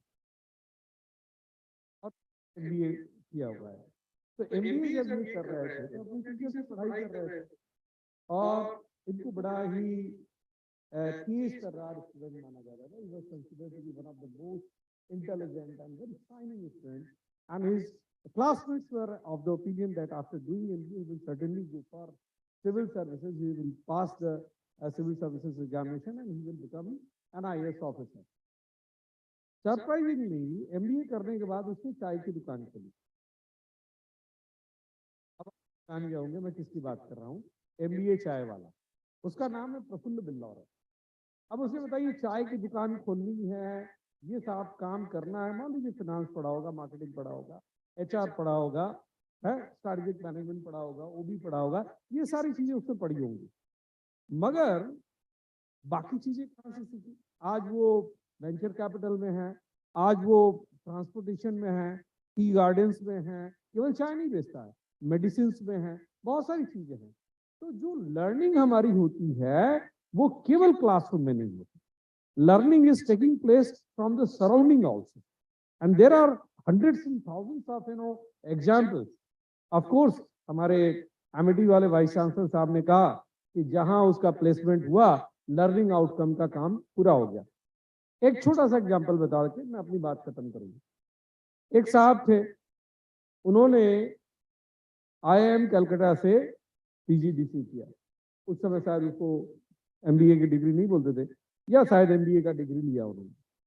करने के बाद वो एक बहुत बड़ी कंपनी में, एक बहुत बड़ी बैंकिंग ऑर्गेनाइजेशन में वाइस प्रेसिडेंट बन गए, और वाइस प्रेसिडेंट बन गए, शादी ब्याह हो गया, बच्चे हो गए, बड़े प्रसन्न हो गए। फिर एक नौकरी छोड़ दी, तो हालत खराब कि भाई नौकरी छोड़ के आ गया। वाइस प्रेसिडेंट तो बहुत बड़ी पोजीशन होती है। तो पत्नी ने पूछा क्या कर रहे हो, क्या करना चाहते हो? तो उन्होंने कहा मुझे किताबें लिखनी है। बड़ा मजाक है, घर के लोग काफी परेशान। Started writing novel. तो मेरी एक किताब है स्ट्रेस मैनेजमेंट के ऊपर। तो बॉम्बे एयरपोर्ट पे एक आपने देखा होगा क्रॉसवर्ड करके एक शॉप है, किताबों की दुकान। तो मेरी बुक वहां पे क्रॉसवर्ड पे लगी हुई थी, तो मैं बड़ा प्रसन्न हुआ। तो तब तक उसकी आज से करीब 5 साल पहले की बात बता रहा हूँ, तब तक मेरी उस किताब की करीब 25,000 कॉपियां बिक गई थी। तो मैं बड़ा कॉलर वगैरह ऊंचा कर था, बड़ा खुश हुआ, 25,000 किताबें बिक गई, रॉयल्टी वायल्टी भी मिली थी, पैसा भी मिला था। तो ऑल ऑफ सडन जो वहां पे वॉलंटियर्स थे उनको पता चला कि ही इज द ऑथर। तो उन्होंने कहा सर आप अपना ऑटोग्राफ दे दीजिए, तो इससे हमारे किताब की वैल्यू बढ़ जाए। उन्होंने कहा ठीक है। मैं अपने आप को हीरो समझने लगा। ठीक है, ये सारी घटना हो रही थी। उसी के बगल में एक किताब पड़ी हुई थी, तो उसको उठा के, रूपा पब्लिकेशन की किताब थी वो। तो मैंने पीछे पलट के देखा, तो उसमें लिखा था more than 2.9 million copies sold. कितना? 29 लाख किताबें से ज्यादा किताबें बिक चुकी हैं। तो मैं आकाश से नीचे धड़ाम से गिरा। मैंने कहा ये इसने 29 लाख बेच दी, मेरे 25,000 बिक गए, तो मैं अपने आप को बहुत बड़ा तुर्रम खान समझ रहा हूँ। ये वही जन है जो वाइस प्रेसिडेंट का जॉब छोड़ के, और किताब का नाम था मेलुहा। अब सभी जानते हैं आप। तो बहुत तरह की लर्निंग होती है। मैं अमीश त्रिपाठी की बात कर रहा हूँ, आप सभी लोग जानते हैं। तो बहुत तरह की लर्निंग, जो आउटकम बेस्ड लर्निंग की हम बात कर रहे हैं, आप अपने एनवायरनमेंट से भी सीखते हैं। और वो जो सीखना है वो ज्यादा इसलिए इंस्टीट्यूशनल जो क्लाइमेट है, इंस्टीट्यूशनल एनवायरनमेंट है, वो भी काफी मायने रखता है। I hope I have satisfied your queries. Thank you very much. Question for the session. Sir, I am Dr. S.R. Chaudhary, ITM Nagpur University, Vice-Chancellor. Since yesterday, in the context of NEP, we are talking about all multidisciplinary and now today outcome-based education. So whatever examples till now quoted, they all were the entrepreneurs. And in India, the education is on mass scale, not for individual or 1% or 5%. And teacher's role is major role. And that's why in the group of 60 students, the quantification is required, and teacher has to define some device or mechanism to quantify the learning. Because the teacher who is available now in the colleges came from the old system of education. And that time, the education only was to get the job. Now, the NEP expects the entrepreneurs. So here, outcome-based education, when delivered to the student, then teachers are also to be assessed with some parameters. Till today, teachers are being assessed and evaluated with output base. So will there be any change in the assessment and evaluation of the progress of a teacher? Because it is important, otherwise the link will be not completed, or the circuit will not be completed. I'm not a big believer of assessments. Too much of assessments in a system is counterproductive. I believe teachers' role is very, very important, very paramount to create an ecosystem where teachers are also getting trained constantly. They're learning because methodologies, technology, content, everything is changing by the day. So we create an ecosystem where the teachers have the resources available to learn on their own. That ecosystem we should create. And hopefully from that ecosystem, teachers perform better and they will prepare better students. Let us hope that. Let us continue this process of optimism with proper ecosystem and not create too much of assessing assessors. It becomes too much of a vicious cycle in which we will be lost. Let us proceed optimistically in a positive ecosystem. System is a co-learning environment so that lifelong learning is facilitated. But however, in a country like ours, which is so diverse, with so many inequalities that are there across the country, we have to work out a model where each one is supplementary and complementary to each other. Then only we can come to a level playing field.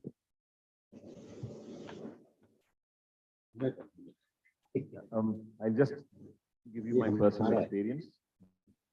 When I was admitted to the PhD program at MIT, they did not ask for my mark list. They didn't care. I did not even know what GRE was. And I had done very badly in all my exams, my bachelor's exams, my master's exams. And if they had gone by those things, I would not have been admitted. And they did have some kind of grading system. So if they give you an A grade, and if you get a B grade, that's an indication that you are not learning. That's all. And by and large, students did not bother to check their mark list. It was there in the registrar's office. If you go there, you could get it. I don't remember getting my grade list from the registrar's office. I still don't have it. The basic idea was that you learn, and the teachers will give you some kind of feedback on your learning, which is not the same as assessment. So I still remember at the end of my second year, my professor told me, you seem to be doing well quite in phonology. You don't have to worry about it. Phonology is one of the subjects. But your syntax is crappy. You have to do something about it.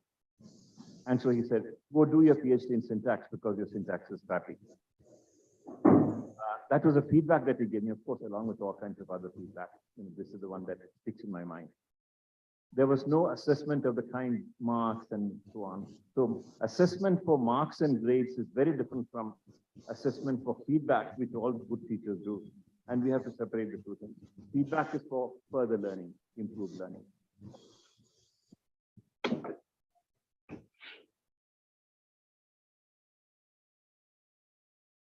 For the promotion of teachers, generally, the assessment is their API, and it is required. And teachers always performs keeping in target regarding the parameters which are defined in the API. So my question was, will there be any mechanism or changed mechanism which is now in existence so that as per the outcome-based education, the teachers also should get well acquainted with the new concept. Our performance should be as per the OBE.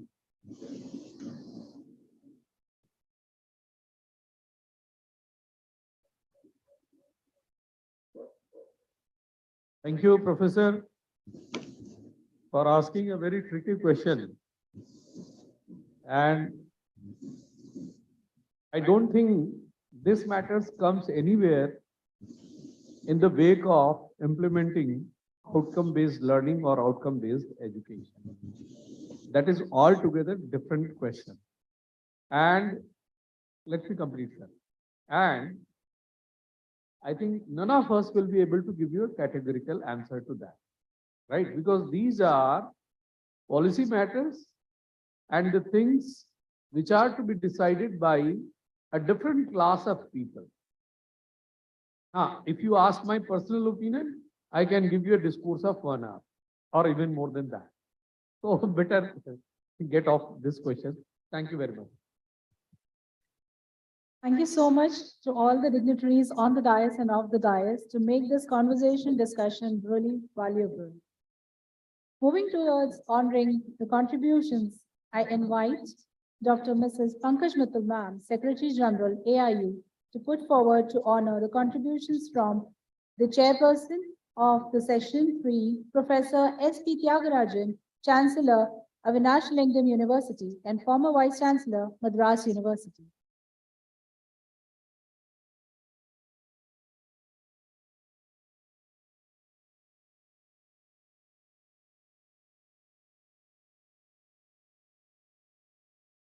Also inviting Professor G.D. Sharma Sir, Vice President AIU and Vice Chancellor USTM Meghalaya to kindly put forward to honor the contributions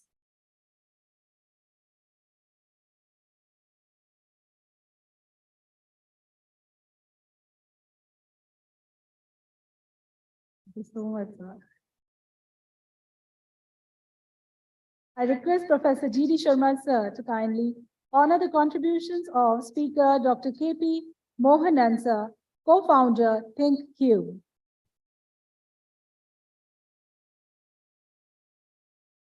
Also inviting on the stage the Vice-Chancellor of Symbiosis University of Applied Sciences, Dr. Prithvi Yadav, sir, and all the dignitaries to honor the contributions of Speaker Dr. Bhanu Thakur J. Rao, Vice-Chancellor, University of Hyderabad. Sir, and sir, please.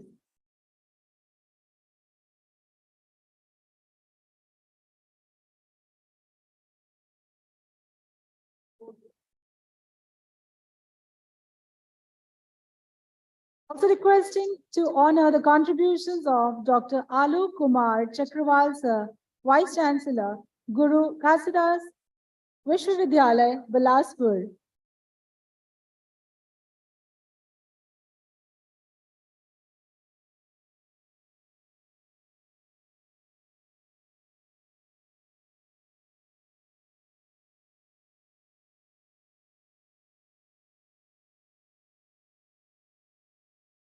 The Association of Indian Universities has always been the pioneer, premier apex in higher education institutions in the country and has always taken initiatives in motivating the education system.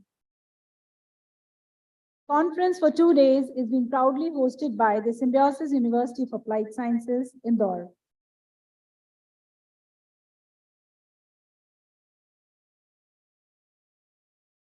Thank you all the dignitaries of the dais.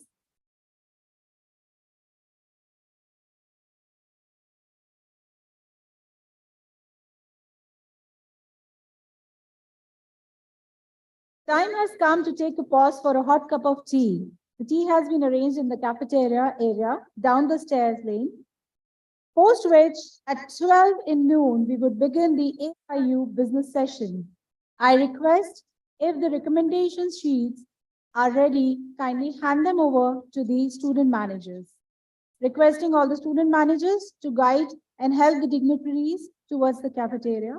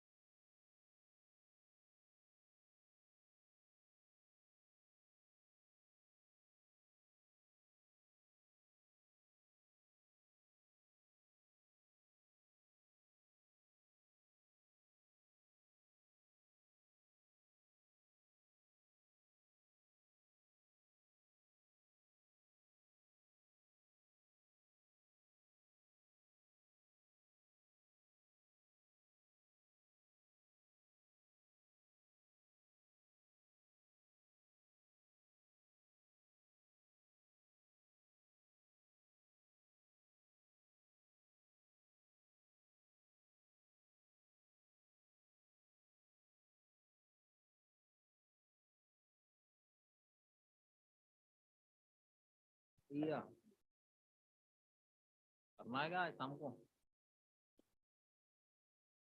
कर देंगे 4 बजे 4 बजे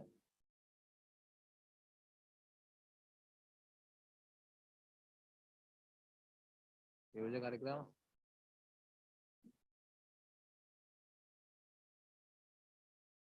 चलो जल्दी कर लो ना यार कार्यक्रम तो कुछ है नहीं सब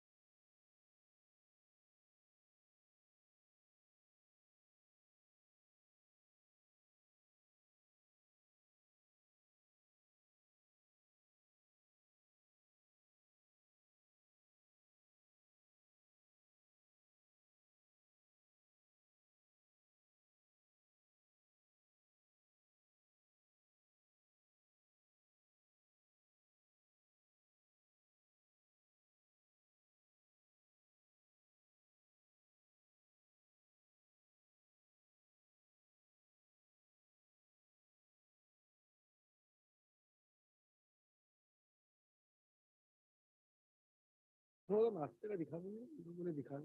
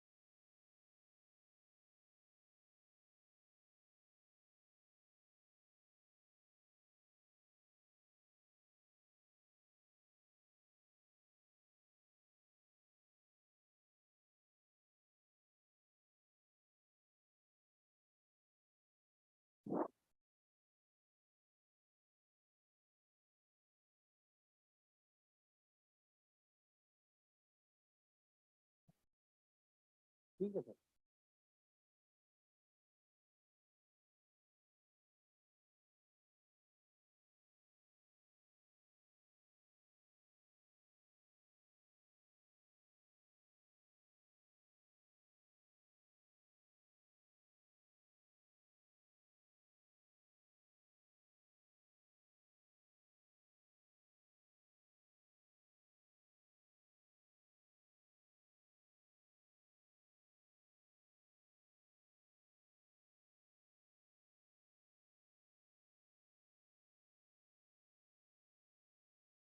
आप किधर है?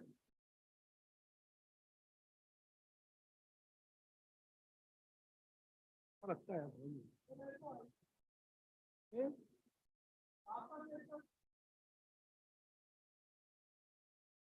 उधर आ जाओ, जब तक आ जाएगा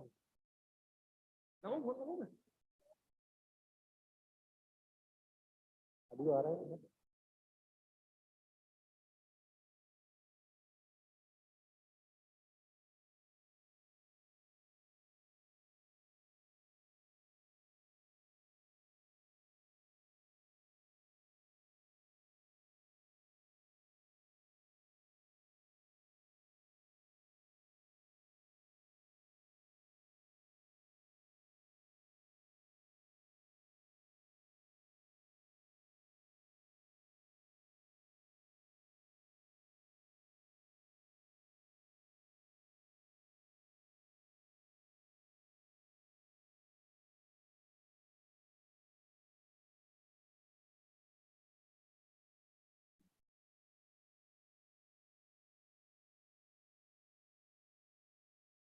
हो गया बोला ना।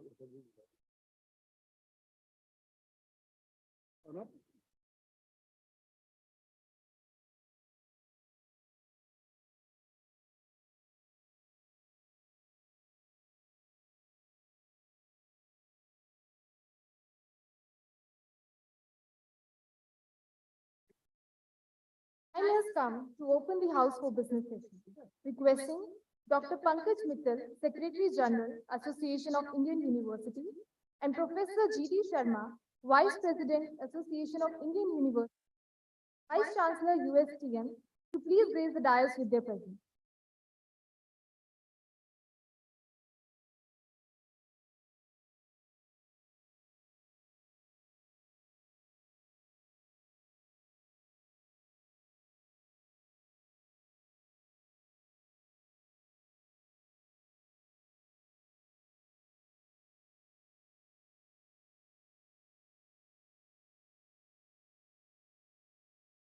Thank you, sir. Thank you, ma'am. Introducing the association session, organized by Association of Indian University and proudly hosted by Symbiosis University of Applied Sciences, Indore, amongst all the dignitaries. During the session, member university vice chancellors may put forth the concerns, suggestions, and recommendations faced at both regional or national level, faced individually by the vice chancellor in the discharge of their duties, and be solved by the collective wisdom or collective effort of all the member vice chancellors. For the same, student managers are requested to help the dignitaries with open mic when and where required.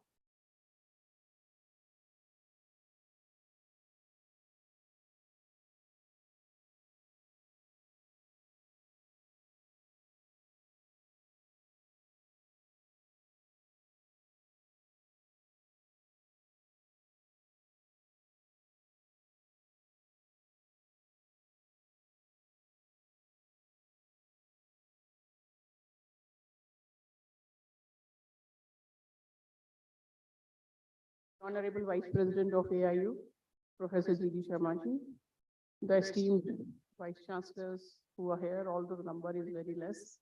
70 were supposed to be here as per our records, and I don't see more than 15, 20. So nevertheless, this AIU business session is specially crafted for the Vice Chancellors for the universities. It has nothing to do with the theme of the conference. This is basically to apprise you sort of a stock taking of what the AIU has been doing in the past 1 year, what new we have done. If you have any suggestions for us, that if you want us to improve somewhere, if you feel that something we are not doing, we should be doing, or if you want to sort of, I mean, because AIU is a mouthpiece for the universities, for the government. So if you want to say something to the government through AIU, the way we just did the private university, foreign university regulation, in which we were the mouthpiece of the universities, and we have sent a detailed report to the consulting all the vice chancellors, that this is what the vice chancellors feel about the foreign universities bill. Similarly, if there is any other issue, if you want to take it up, or if you want us to take it up with the government, we are here. So first, a short presentation. I won't take more than 10 minutes. And in that presentation, I'll be telling you what all we have been doing so far, and especially in the last 1 year, what new things we have done. And after that, the floor will be open for the vice chancellors if they want to suggest anything. And the summarizing will be done by Professor B.D. Sharma, who is the Vice President of AIU and the Vice Chancellor of USTM University, Shillong. So let me begin with the presentation.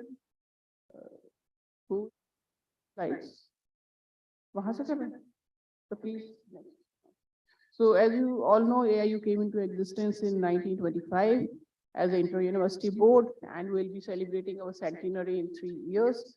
And this is a body, I mean, that inter-university board became a registered society in 1967, known as Association of Indian Universities. And because it was established on 23rd of March, 1925, so from last 3 years, we have decided to have a AIU Foundation Day lecture on 23rd. That is why the dates of our annual conference are always fixed, 23rd to 25th March, because we want to begin it with the AIU Foundation Day. And those 3 days we have kept for the AIU conference, whatever are the days, but this is the dates for the AIU National Conference. And you know that the stature of AIU is known by the work we do, plus the stalwarts who were the vice presidents of AIU in the past, like Dr. Sarvapalli Radhakrishnan, Dr. Zakir Hussain, Dr. Mudalia, Dr. Shrimali, Dr. Shyama Prasad Mukherjee. So these were the stalwarts who were the presidents of AIU in the past. Next. So right now we have 924 universities as our members. And this is the distribution of the universities. You can see that all types of universities are the members of AIU. And out of around 1,050 universities in the country, around 924 are members, means more than 90%. So that means that AIU membership is sought after. It is voluntary, it is not mandatory, but still universities are opting. That means they see some benefit in it, they see value in it. Next.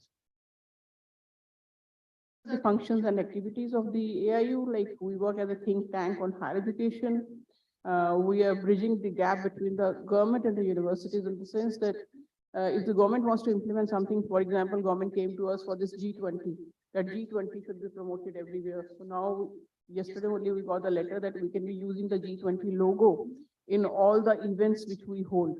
So now onwards, all our events will have G20 logo, whether it is conferences or sports events or youth affairs events, or even for implementation of NEP, the government came to us and we did spend 1 full year on the implementation of NEP. Similarly, if you have to say something to the government, we are always there for you. We are also doing a lot of, we are also doing a lot of consultation, coordination and lightening, capacity building and leadership development, like Professor Tyagarajan was telling in the morning. This time we have opened 10 centers in various universities to train the faculty on how to use technology for the teaching learning process, for the assessment and learning, for the research collaboration. So how to use the technology. 10 centers are there, and those 10 centers will be holding 10 courses every year. So 100 courses every year will be there for the faculty to understand how to use the technology. And they are very, very interesting. Like, for example, last time Shulini course was even telling how to prepare a PowerPoint presentation using the tools which are there in PowerPoint, which most of us don't know. We prepare a simple, just we use the slide design and all, but there are many more tools which are present in the PPT itself. So how to use those tools to make an effective presentation. Then we do a lot of cultural activities, youth festivals, research, publications, information dissemination, sports, and equivalence of foreign degrees with the Indian degrees. Next. When we talk of youth affairs, we do a lot of youth festivals. Many of you must have held AIU youth festivals, whether it is zonal. This time, instead of 5 zones, we have 8 zones. because the universities have increased and the one university could not handle so many students. So we have made it 8 zones, and the youth festivals were held to promote the cultural integration, to know about culture of each state, each university. Those they are very, very good programs. We do hold AIU adventure camps, youth literary events, theater, music. We are also collaborating with ICCR for International Buddhist Festival and Buddhist Year. So we did write to all the universities that if you want to have a Buddhist year, all funded by ICCR, do write to AIU. AIU is coordinating with ICCR to give a Buddhist year to the universities. We are also holding AIU moot court competition. Last time it was held in National Law University, Patiala. This time it will be held in Sister Nivedita University. And we are also holding AIU Women Youth Parliament. So this time it will be held in Hari Singh Gaur University, Sagar. Next. Sports, you know that sports, we are doing many, many activities, and many Olympians are going from the AIU youth, AIU sports events. 42 Olympians in Tokyo Olympics, they went from AIU events. We are holding 225 championships, inter-university sporting competitions, 128. And for the first time, we are also holding the Asian University Games in India. So far, we have never held Asian University Games in India or the World University Games in India. So for the first time, Asian University Games, we are going to hold in Teach University Bhubaneswar for volleyball, and World University Games in Manav Rachna University for shooting. Next. Next. This is equivalence of degrees. We are already doing the equivalence of foreign degrees with Indian degrees, and equivalence of PG diploma in management, which is given by non-university institutions with the MBA degree.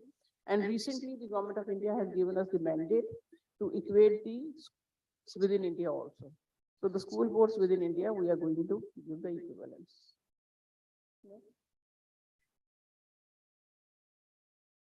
Next, sir. So these are the 5 zonal meets of this year. 2 we have already held in Galgotia and ITFA University. 3rd one is being held in Symbiosis University. The theme has been transformative higher education for Atmanirbhar Bharat. And these are the 5 sub-themes of the five conferences. First one was on internationalization. Second was for technologies, pedagogy. It was basically in pedagogy for transformative higher education using technology. Third is on curriculum for a holistic and multidisciplinary transformative higher education. Fourth, which is in Andhra, in the end of January, would be on excellence, research and excellence.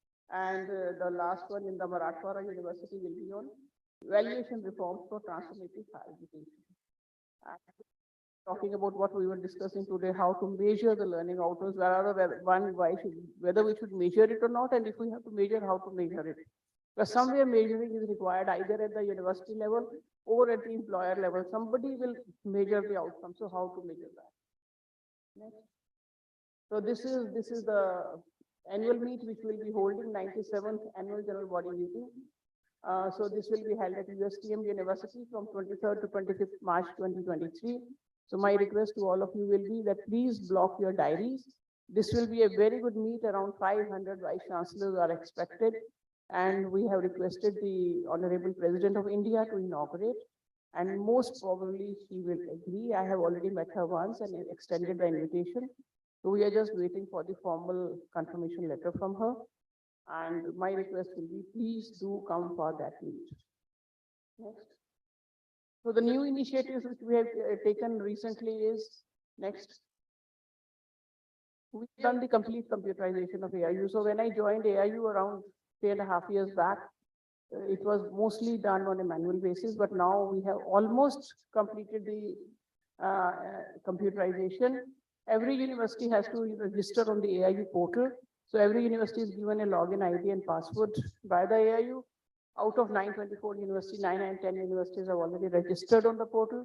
But some are filling up the information, some are not. Only the registration has been done. So my request to all of you will be, please fill in your information, because many of the universities within India, many of the regulatory bodies, the ministry, the foreign universities, they look at the AIU portal for getting information about the universities. So if you do not fill in your information on the AIU portal, the loss will be yours. So please fill in the information. There is also one, there is also one AIU VC seniority portal. Because you know that the seniority of the Vice Chancellor means the number of years served as Vice Chancellor of a university, government or private, that is used for nominating the members on the Governing Council of AIU, and that is also used for deciding the Vice President, President of AIU. So if you do not fill in your seniority, we will not know that which Vice Chancellor is how much senior. So please go to the AIU seniority portal, DC seniority portal, and fill up your seniority. And everything is online, so it will be very easy. It just takes 5 minutes. Do fill in. Then we have one AIU collaboration portal. So AIU collaboration portal again is very important if you want to go in for internationalization or collaborations, because in AIU collaboration portal you have to fill in the departments or the facilities or the programs where you feel that you can have collaboration, where you are very good at, where you want to have collaboration, where you want to showcase yourself. So please fill in that information on the AIU portal, giving the credentials in terms of research papers, publications, facilities, patents, awards, whatever it is indicated there. So when, for example, if you fill in, say, in quantum physics, we have all this information. So when a foreign university wants to collaborate with Indian universities, and this AIU collaboration, we are promoting a lot in all the international conferences. So if a foreign university wants to collaborate in quantum physics, and when they write quantum physics on the AIU portal, down comes the list of universities in India who are good at quantum physics and who are willing to collaborate. So unless you fill in the information, the universities won't be approaching you. Please fill in the information on AIU collaboration portal.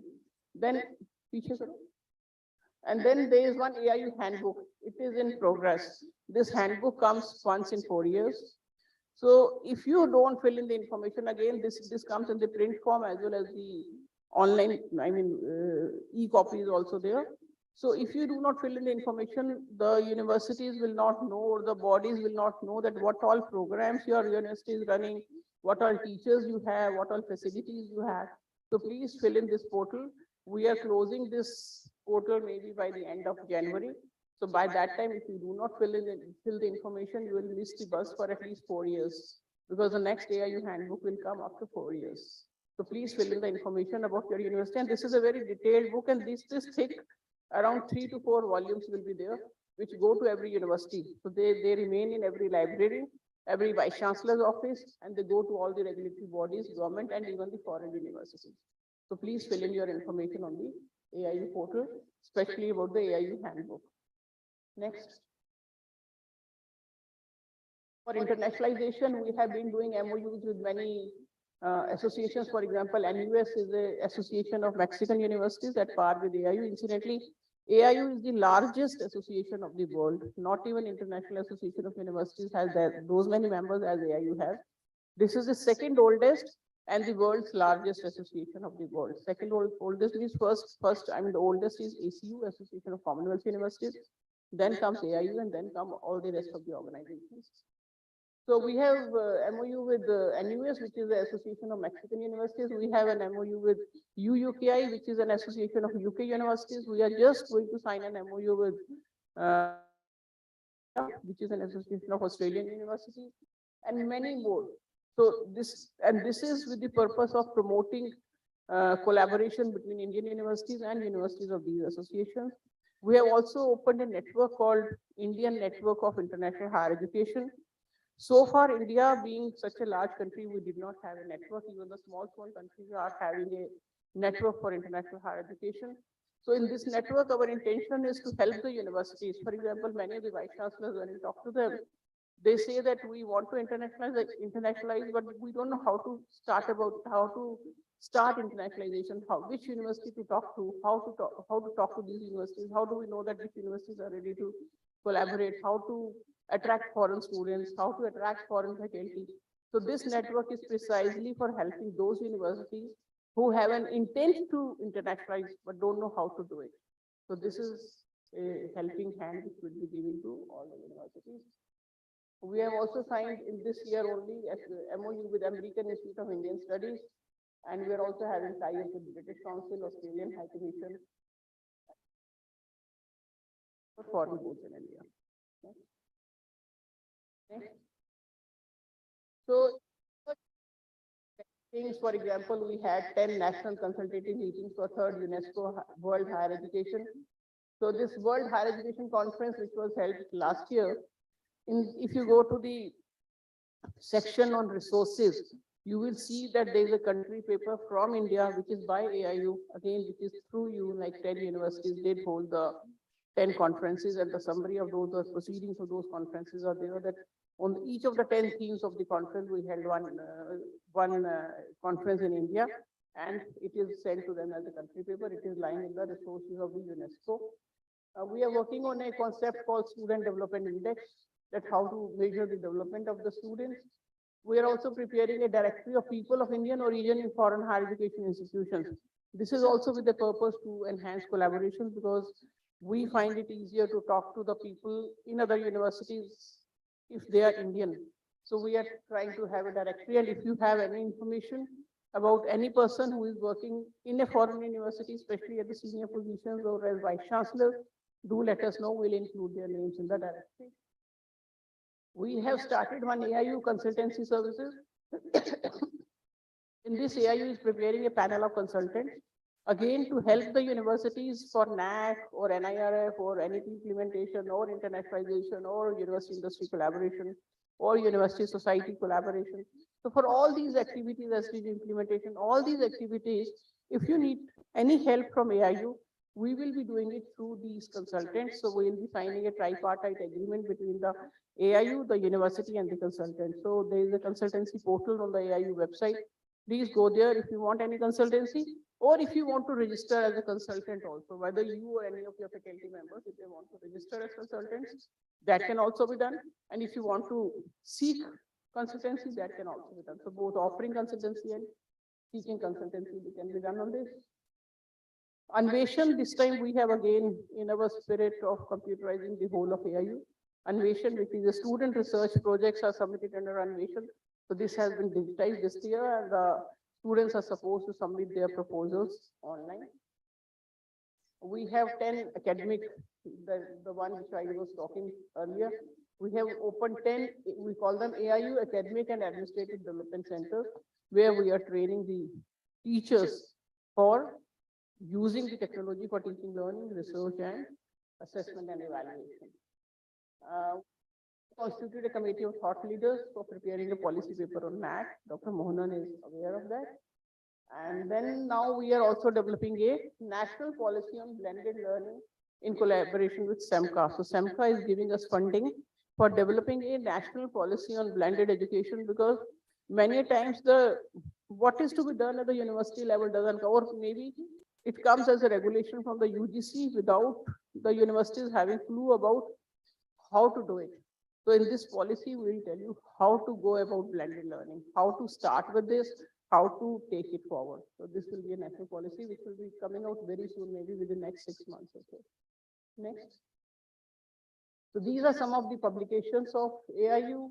I am sure you must be getting all these publications at regular level, regular interval. So if you are not getting the university publications, do tell us, and we will be there to send a copy to you once again. Next. Again, these are the AIU publications. So these many publications we have done in the last 2 years. So many publications, so many reports, publications, books. A new directory of AIU members has also been launched just last month. Next. Next. That's all. So thank you very much. So this was a glimpse of what all we have been doing in the past 1 year. So now we are here to listen from you if you want us to do something more, if you want to raise any issue which you want us to take up with the government, state government, anywhere. So the floor is now open for you. Thank you very much. Thank you.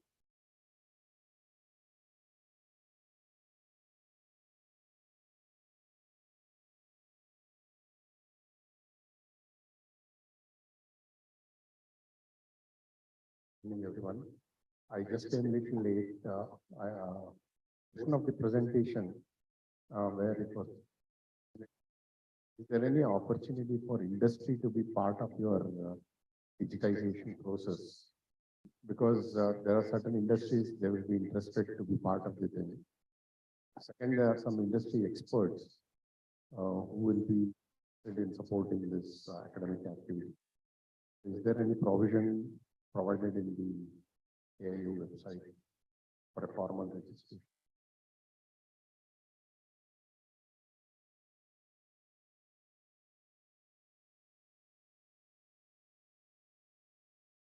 Coming, no, voice is coming. So we last year started a project with CII, with the help of CII, we call it 100-100 project.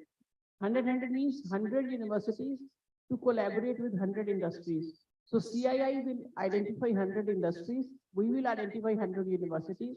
So we have already written to the universities, tell us the areas in which you need consultancy or where you want to collaborate.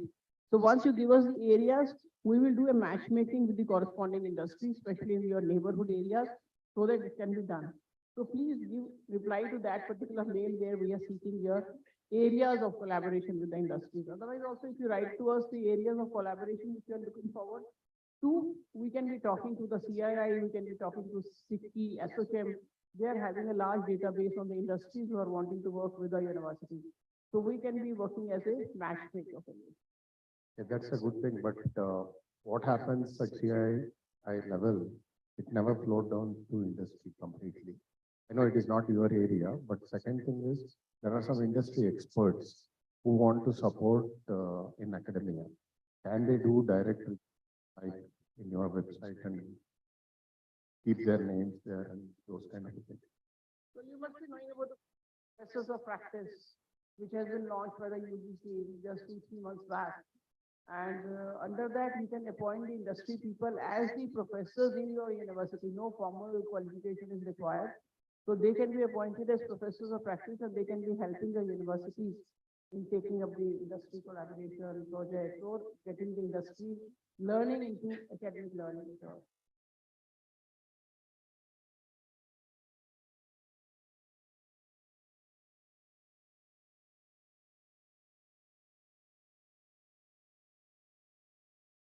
A university has two components, the administrative component and the academic component.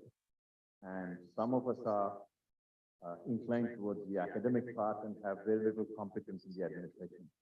And some of the people who are highly skilled in administration may not be interested in the academic leadership. So there are two kinds of leadership.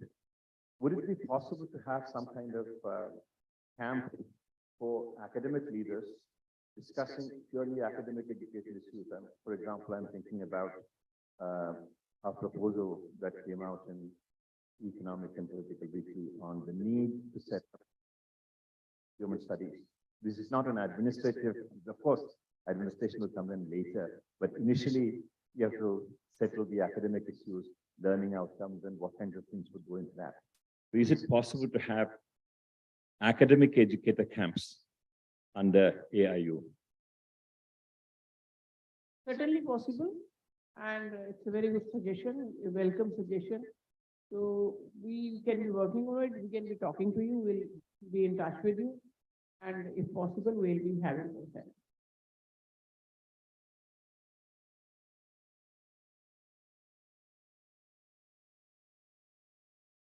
Anyone else?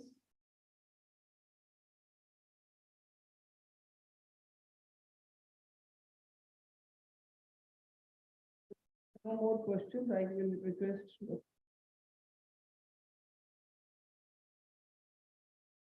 Just something. Sir, एक minute ले लूं मैं. This is Professor Alok Chakwal. We have been talking much about implementation of NEP 2020. And whenever we try to talk to some other institution, they always say we have implemented it in complete manner. We are the first university. We have done it in the best possible way, whatever. Need not to say reality is known to everyone. My suggestion and submission is that, is there any possibility that AIU should take the onus and create a group of very dedicated and serious executors, and they should identify some universities or the universities come on their own for complete implementation of NEP 2020. Like we have done many things. I will talk very high of what we have done in terms of experiential learning, academic bank of credit, and multiple entry, exit, very much exhaustive syllabus and all that. But the thing is that especially the government-run universities have their own bottlenecks and all that. Private universities have their freedom in terms of academic council and board of studies and executive council. So my submission is that or is it possible that AIU should take an initiative and dedicate a task force for, kind of turnkey project that they are going and completely implementing it over a span of 3 months or 6 months. And they may be the hospitality should be provided by the host institution, and every logistics and support is there, and they are agreeing upon that. This was a submission. Thank you very much.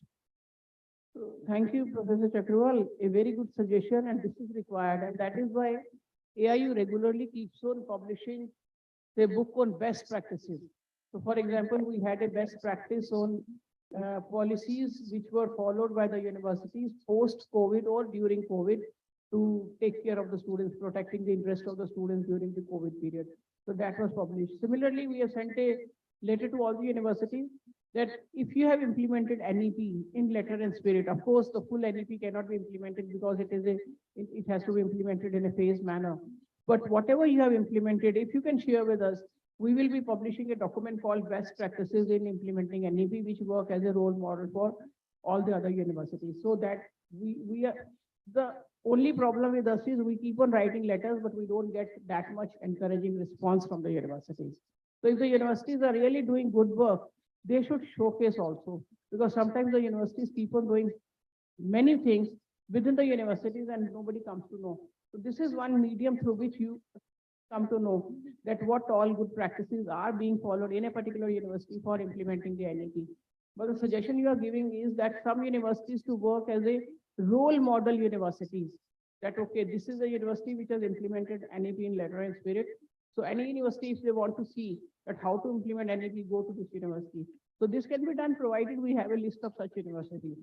So the best practices which we have already sent, we will send a reminder. If you feel that will be better, we can send a reminder. So if we come to know the best practices, from there we can cull out the information about the role model universities, which can be sort of, this information can be shared with all the universities also. So that is certainly possible, and that is one of the mandates of AIU, to showcase the universities, to tell others to learn from the others' experience. So it is always learning by sharing the experiences. So best practices NEP, we'll be very, very glad to do it. And you also know that the one full year we devoted on implementing NEP. So that was done by way of 6 conferences. But these best practices we have sent, we want the universities to give us a reply so that we can tell everybody that how this university has implemented this particular aspect of NEP. So that will be a very welcome suggestion. Thank you very much. Thank you.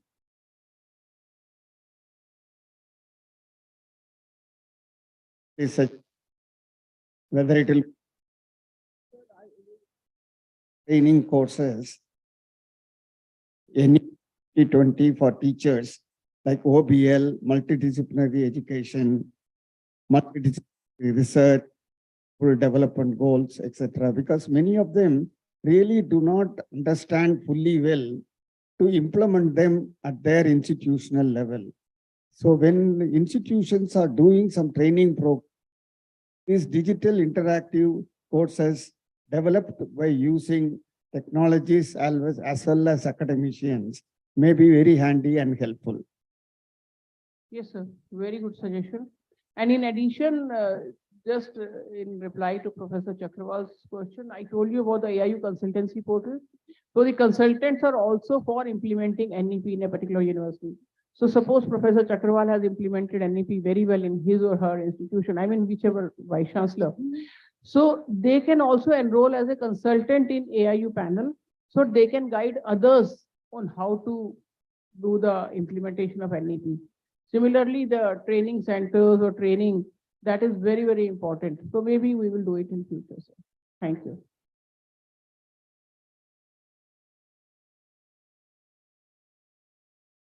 I just want to share an idea which I think is possible to implement. And the idea is AIU is at a strategic position because it cross-talks with UGC, Ministry of Education, private universities, government universities, etc., etc. So it's a very important hub. Now this hub is a soft power. In many metros of the country, there are many universities, central, private, state, private universities of many types in several metros, and also centrally funded institutes. So each of our metro is a powerful knowledge center. Hyderabad, Bangalore, Pune, Indore, Gwalior, many other cities. Is it possible for AIU to take an initiative to bring in centrally funded institutes as well as universities into knowledge sharing process? Maybe designing new courses, maybe sharing experts in co-teaching. Curriculum in universities is stagnant curriculum. We have been doing this for decades. Curriculum hardly changes. Curriculum hardly changes because university level teaching expertise hardly changes, changing very slowly. Bring in other expertise, which is readily available in metros as an example. Facilitate AIU to think of novel courses in line with NEP 2020. You are in that strategic position to bring people together, expert to design courses which are useful for the country, strategically useful for the country. This is designing courses, co-teaching, maybe interesting partnerships, risk partnership. This is some initiative that I think AIU is particularly suited to think about and probably initiate, at least in some metros. I think it is possible to gain some traction in this because there is novelty in this and people would be interested in coming together and talking about and maybe doing something together. This is an idea that I just thought about, which you should really make use of very aggressively. Thank you for a nice suggestion. Yes, we can be doing it. Thanks a lot.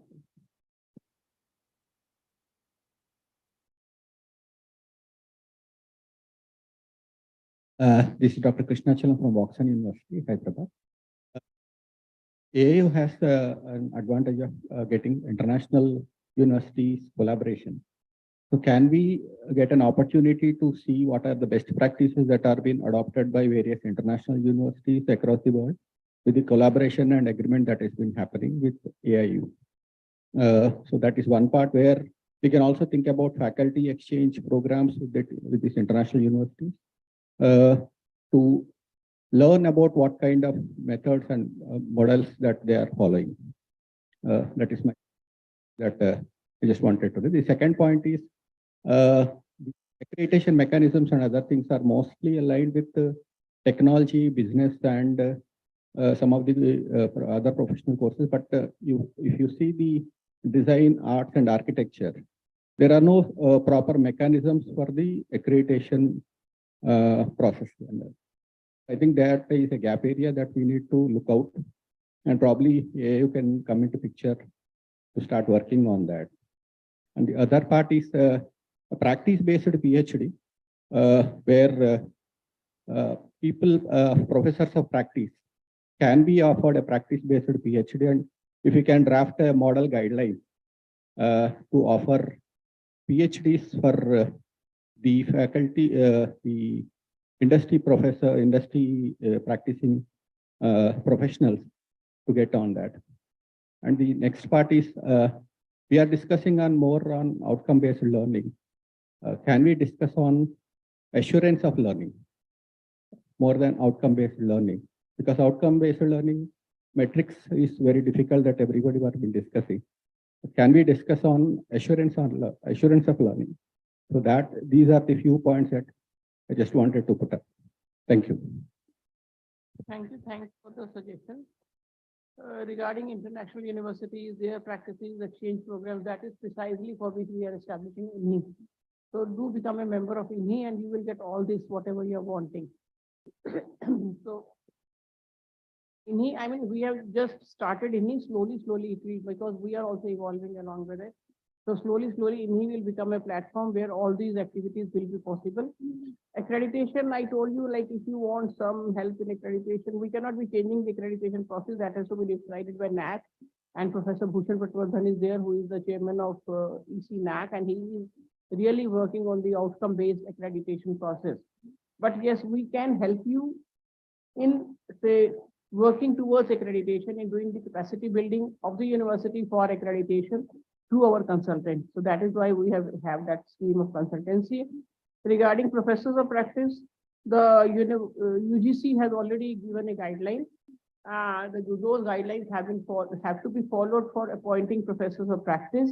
But what we can do is we can again do the matchmaking in terms of we can find out the experts through our resources in CII, HICI and all. And those, I mean, we can generate a list of the industrial experts who are ready to work as professors of practice in various universities. So it becomes easy for the universities to identify that which person in which area can be appointed as a professor of practice. So if you want, I mean, that will be a big exercise, but we can certainly. The point is not about professor of practice, but a practice by PhD. Is by PhD, like PhD by practice, whatever. PhD by practice. Yeah.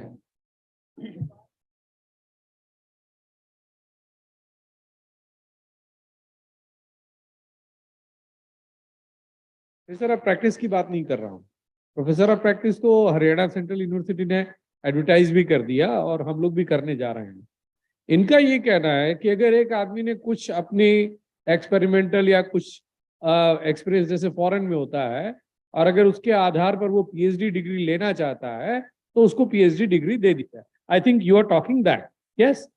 तो वो अभी हम लोग कैसे Mandate here, like cannot be. So I understand you are asking for that. UGC can be doing. Yeah, UGC can decide on that. Sorry, I could not get you. नहीं, उसमें क्या है ना कि आप ऑनररी वाला प्रोविजन में कुछ कर सकते हैं, करना चाहें तो ठीक है ना.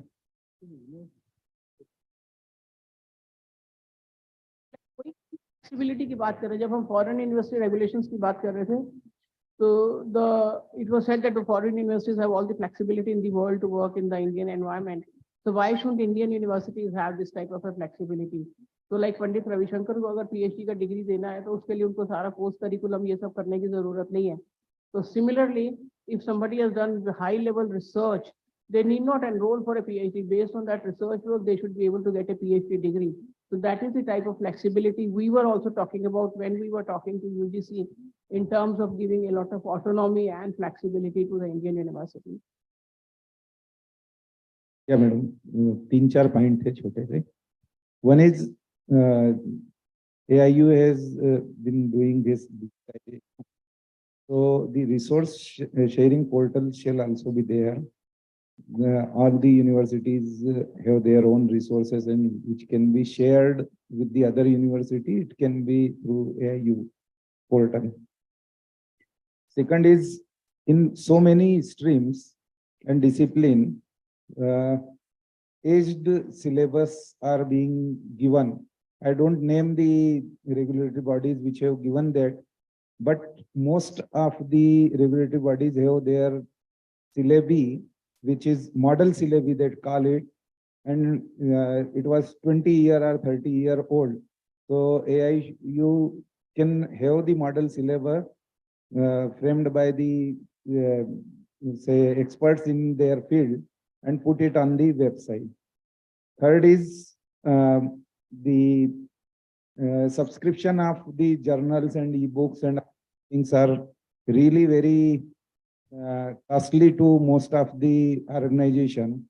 So one subscription can be taken up through AIU and bodies can take it. That can be done. And fourth is the state universities or the public universities have to pay say 50,000 to the membership, whereas the private universities have to pay 1.5 lakh. Why this discrepancy? Because now all the universities can be treated at par. So that can be taken up. Thank you. Okay. So thank you very much. Thanks for the suggestions. Sharing of resources, that is very important. But what is happening actually is that what to talk of sharing of resources between the universities, within a university, different departments also don't share the resources. So it is very important that that culture of sharing should be there. So that culture has to come within, I mean, the universities should have that culture. What AIU can do is, we can, if you all feel that it is important, we can create an inventory. Like this university has these type of resources which can be shared. So a full inventory can be there, and then it is between the universities to share it amongst themselves, maybe by putting usage charges or something. But sharing is a culture which has yet to be evolved in the Indian university. I've seen many universities, when I was in UGC, they used to ask for some big equipments, and I used to say, this department in your university is having it. They used to say they don't allow us to use it, therefore we want our own equipment. So every department in the university wants to have their own equipment because the other department is not ready to share.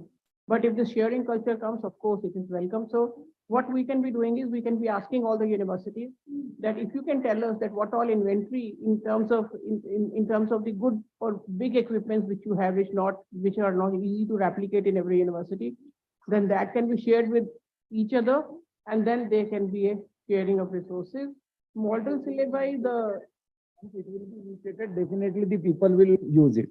Sure. It has to be That can- initiated from that some can be source. done. Then model syllabi, of course, UGC, AICT, everybody is giving the model syllabi, and they also indicate that it is not sort of a something written on a stone that it cannot be changed. It is just a model. You can change 30-40% according to the local needs. Subscription of journals, again, UGC is doing. They are doing journals centrally, and they are also, I think, engaging an agency and fixing a rate which is much lower rate than the normal rate, so that the universities can subscribe to the journals through that. I think InfluMet is doing that. Then another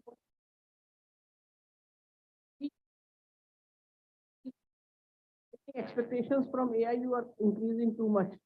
So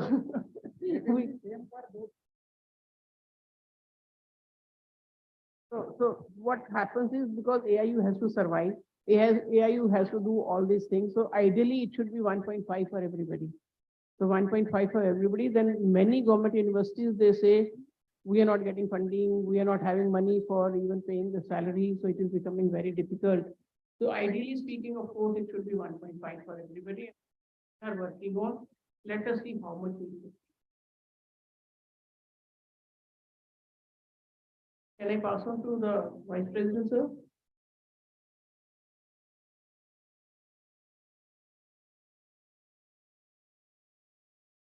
Good afternoon to every one of you. It's Secretary General, AIU, Dr. Pankaj Mittalji, all our respected learned chancellors, vice chancellors, faculty members who are there in this business session of the AIU. By Dr. Pankaj Mittal has given wider scope as well as wider activities which have been taken by the AIU, especially the AIU has become so dynamic that after her joining, a number of new activities, new initiatives by AIU have been taking place. The AIU has also been recognized by Government of India, and Government of India has given certain responsibilities after seeing its dynamic role, particularly in the sports, cultural activities, and during the Asian and the international role played by AIU to bring youth on one single platform. Especially when NEP 2020 is being implemented. Number of things are going to come on our practice, particularly bringing autonomy to the institutes. But as we know, so much diversity is there in our college system. Mainly colleges are there. They have to become more autonomous, upgradation and all these things. And some of the universities are there. They are affiliated.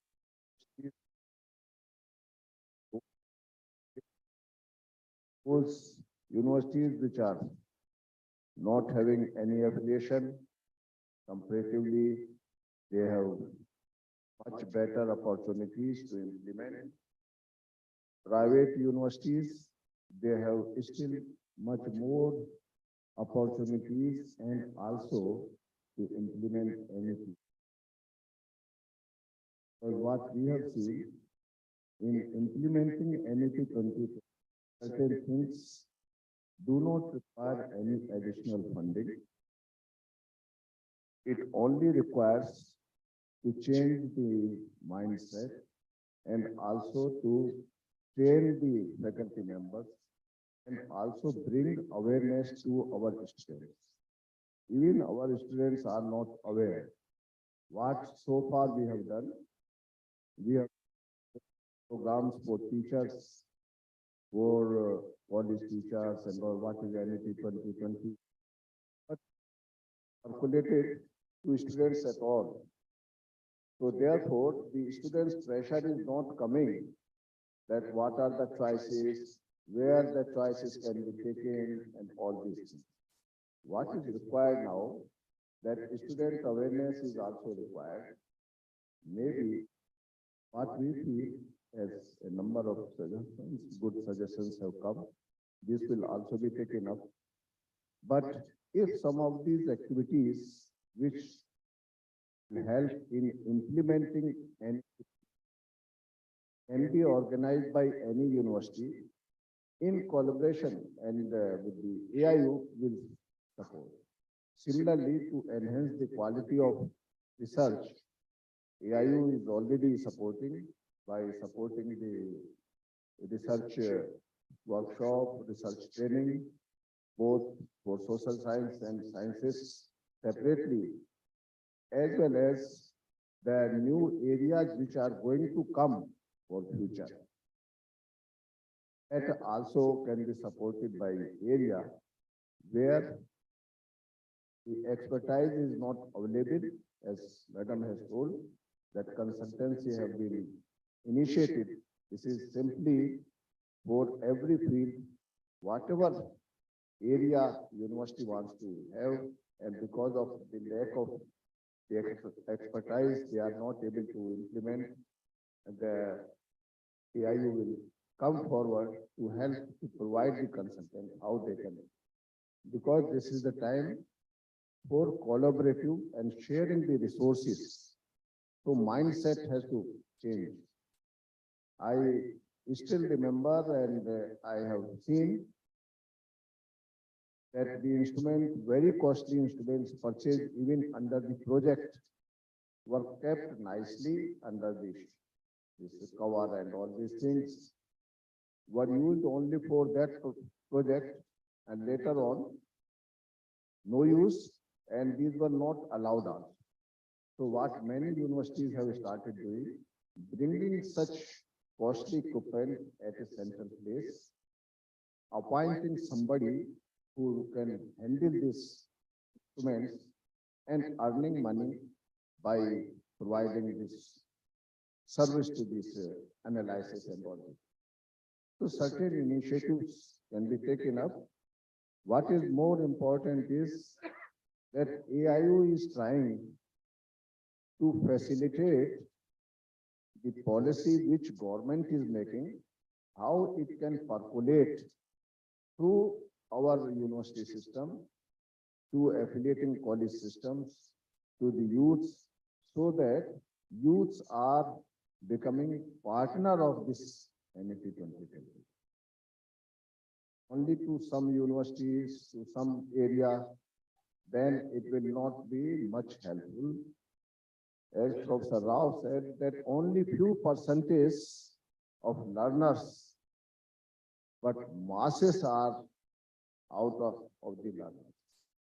Similarly, few percentage in everything gets benefit when any new thing comes, and masses are left out. Our rural masses, rural colleges, they are still left out. They are not taking care what new thing is coming, how the technology can reach them. If we can also create such system, if any university can come out with that system, that in that area for rural masses, tribals and all, this system is good because they are the center of the natural resources, but they are not aware how they can bring this natural resources for generating their income. So, number of activities can be organized, and purpose of our business meeting is center-wise. We collaborative mode among the Honorable Vice-Chancellors, that now the strength in them which they have, they can share. I will request Dr. Prithvi Yadavji, what symbiosis will provide one or two strengths which can be shared by any university of this region. If we start from here, then naturally in due course of time, others will also come forward, and then AIU will have enough data also coming, and then we can provide for others also. So what happens actually, the letter which comes from AIU very frequently comes, including me.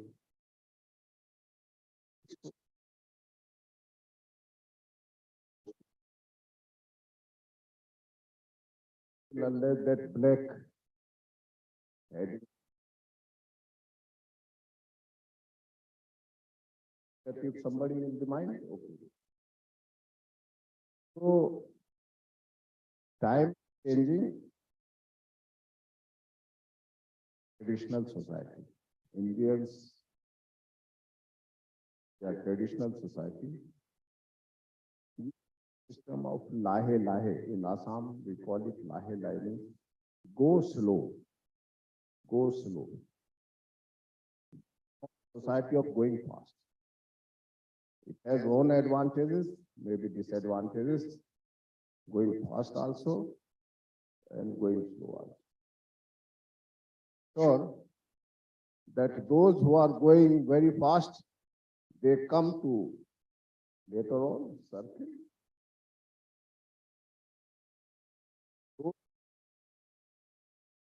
Working and making this technology is coming to play an important role. I will request, if any university has created a technology which can be used to implement in a better way, please share with AIU so that it can be disseminated to other universities. Taking much time, madam, because we have the next thing. I thank each one of for making this business meeting effective, and so many suggestions have come up. I thank Madam for taking AIU to a very, very high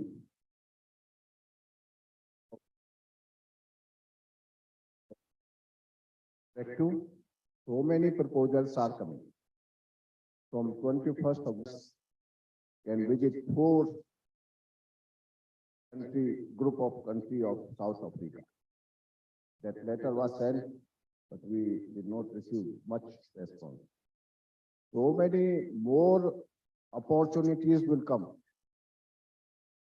to go, see and visit and bring the experiences of the word label and how much we can implement within our resources.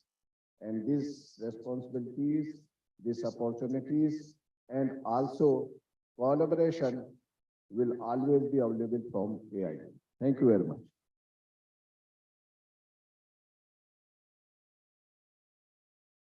Thank you, sir. Thank you, ma'am. Association of Indian University conducted Central Zone Vice-Chancellor Meet, proudly hosted by Symbiosis University of Applied Sciences Indore. As the session has valuably and truthfully come to the pause, so now we are going to begin with the valedictory session. Once again, good afternoon to one and all.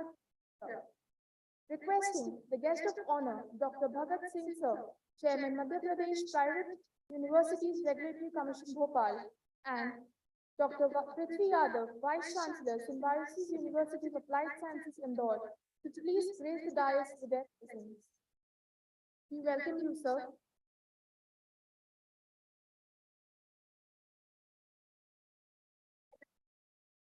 The dais.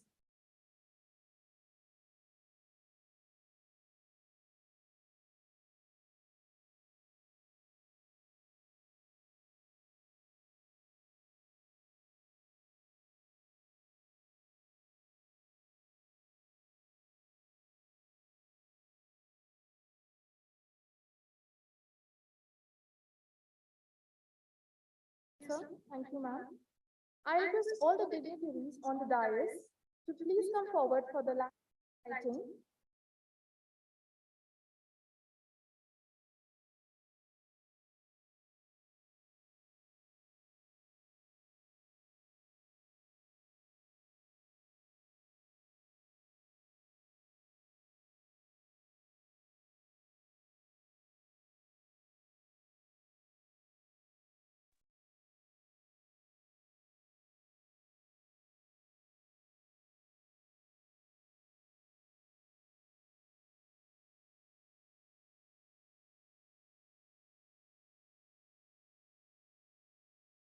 I also invite Shri Vishwas Sarang Sir, Honorable Minister Medical Education, Government of Madhya Pradesh, to join us virtually, lighting of lamp.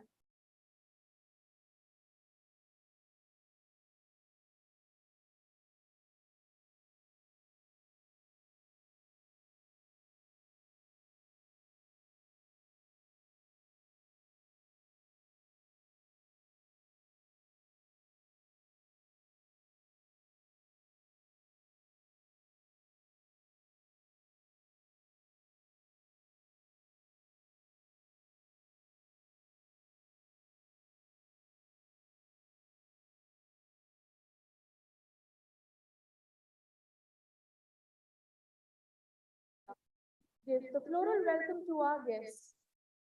I request the Symbiosis University of Applied Sciences Indore to give the floral welcome virtually to Shri Vishwas Sarang Sir, Honorable Minister, Medical Education, Government of Madhya Pradesh.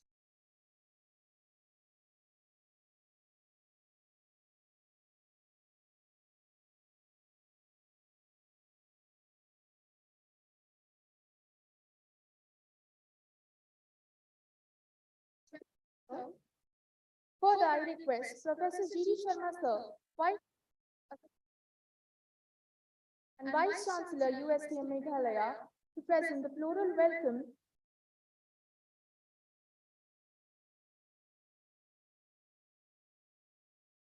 I am mistaken. Vice President, Association of Indian Universities, Meghalaya, to present the floral welcome to the guest of honor, Dr. Bharat Singh Sir, Chairman, Madhya Pradesh Private Universities Regulatory Commission.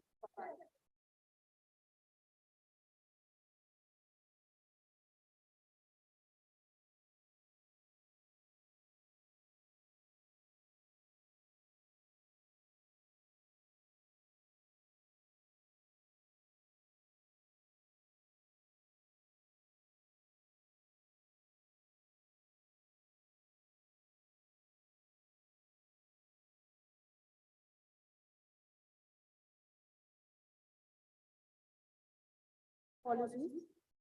Further requesting Dr. Charul Jain, Head of School of Interdisciplinary Studies, Dean Student Welfare, Symbiosis University of Applied Sciences Indore for presentation of report.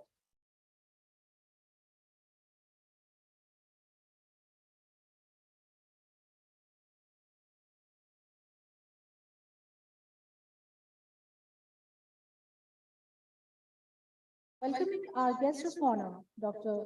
Bharat Sharan Singh Sir, the Chairman, Madhya Pradesh Private University Regulation Commission, Bhopal.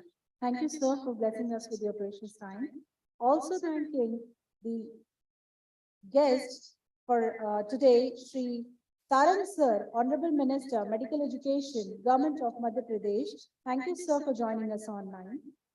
Presenting report in a gist, a central zone Vice-Chancellor Meet has been organized by the Association of Indian Universities India during January 17th and 18th, 2023, hosted by the Symbiosis University of Applied Sciences, Indore, on the theme Curriculum for a Holistic and Multidisciplinary Transformative Higher Education in Hybrid Mode.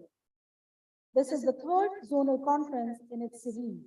More than 70 vice-chancellors from various universities from the central India have participated in the conference to discuss and sensitize the higher education institutions about the holistic and multidisciplinary approach in the higher education.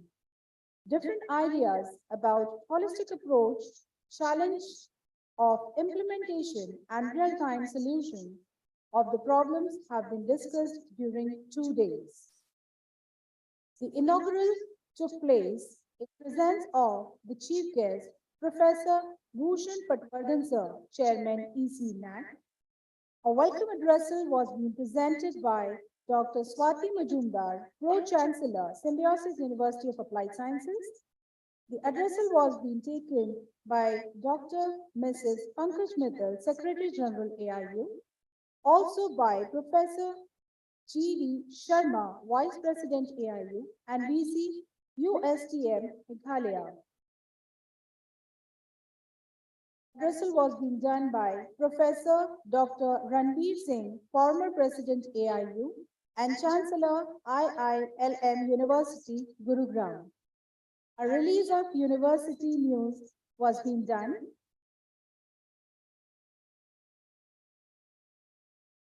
Been given by the guest, Professor Bhushan Patwardhan Sir, Chairman EC NAC, and a vote of thanks was being presented by Dr. Prithvi Yadav, Sir, Vice-Chancellor, Symbiosis University of Applied Sciences. The interface, the apex body, began with the contributions under the chairperson of the session, Professor G.D. Sharma Sir, Vice President AIU and Vice-Chancellor USTM Meghalaya.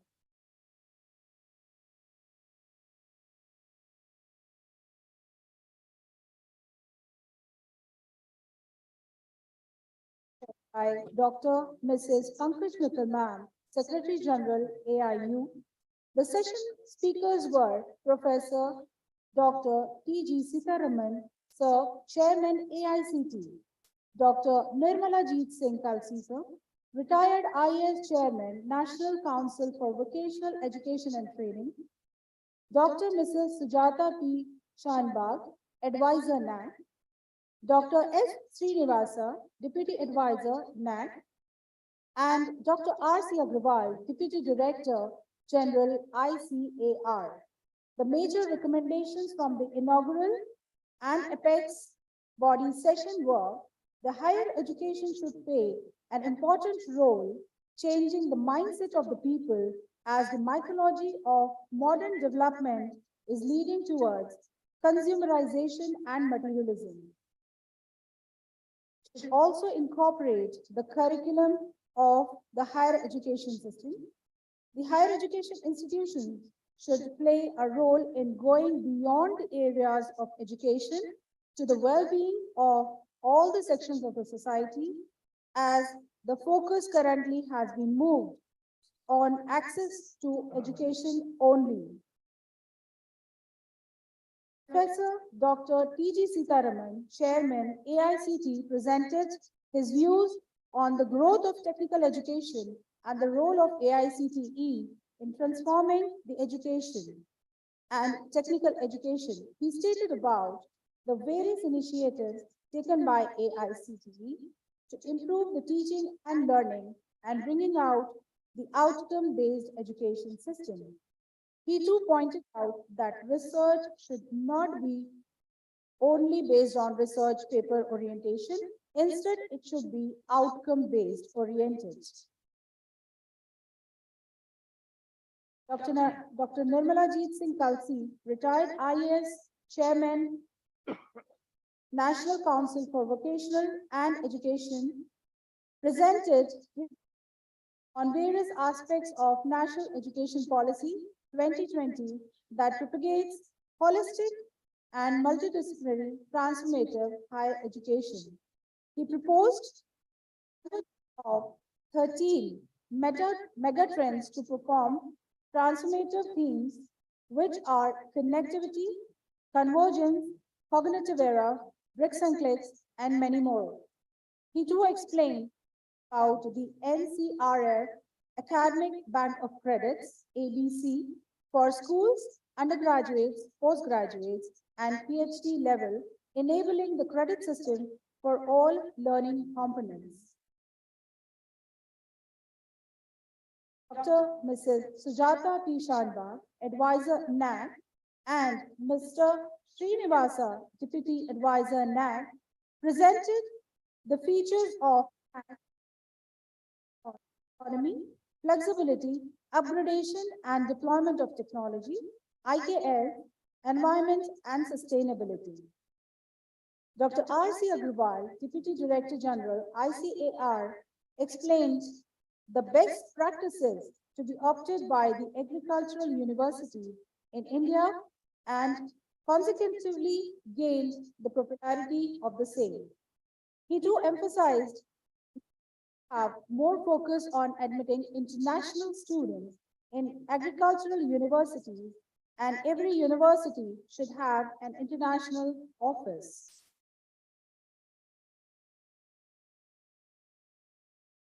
Was being held on the theme integrated multidisciplinary teaching learning process. The session was being chaired by Professor Sunil Kumar, Vice Chancellor, Rajiv Gandhi Pradyogik Vishwavidyalaya Bhopal. The session was being co-chaired by Professor Dr. Ranveer Singh, former President AIU and Chancellor IIL University, Gurugram. The speakers of the session were Professor G.S. Murthy, Professor IIT Indore, Dr. B. Mahadevan, Professor Production and Operations Management, IIM Bangalore, Professor Vice Chancellor, JNU. The major highlight from the session came from Professor G.S. Murthy, Professor IIT Indore, who spoke about the importance of implementing Indian law as it is sustainable and strives for the welfare of the society. Dr. B. Mahadevan, Professor, Production and Operations Management, IIM Bangalore, emphasized upon filing more IPRs on Indian knowledge system. Also, Ranveer Singh, former President AIU and Chancellor IILM University Gurugram, recommended to develop the ecosystem which will promote research in Indian knowledge system.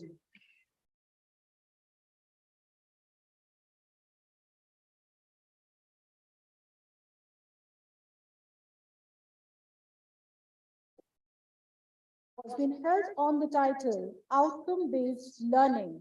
The session was being chaired by, I take my words back.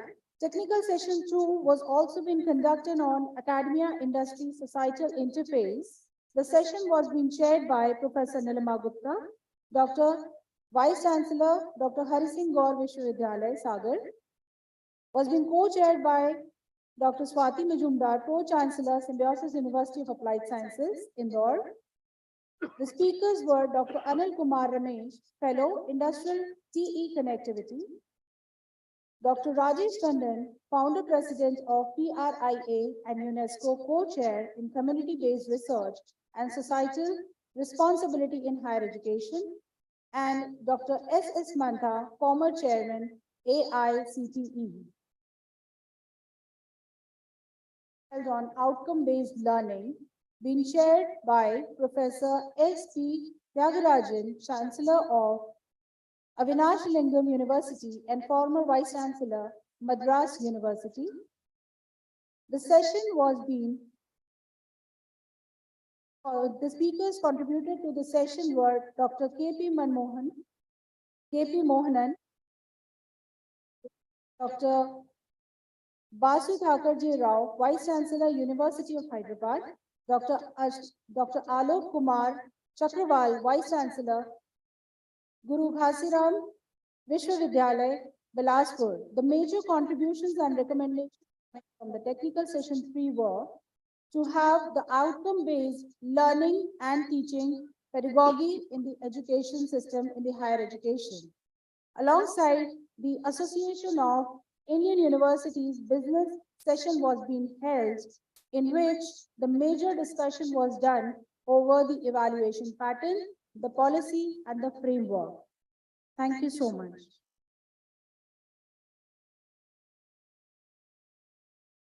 Thank you, ma'am. Moving ahead, as Vice Chancellor, Symbiosis University of Applied Sciences and Law, Dr. Prithvi Yadav, sir, to address the guests.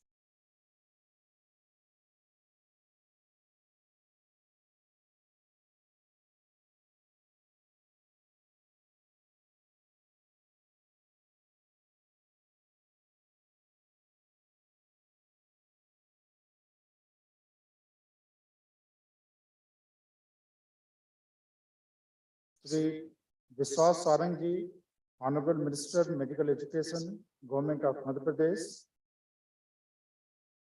Dr. Bharat Saran Singh Ji, Chairman, Madhya Pradesh Private Universities Regulatory Commission, Bhopal. Professor G.D. Sharma, Dr. Pankaj Mittal,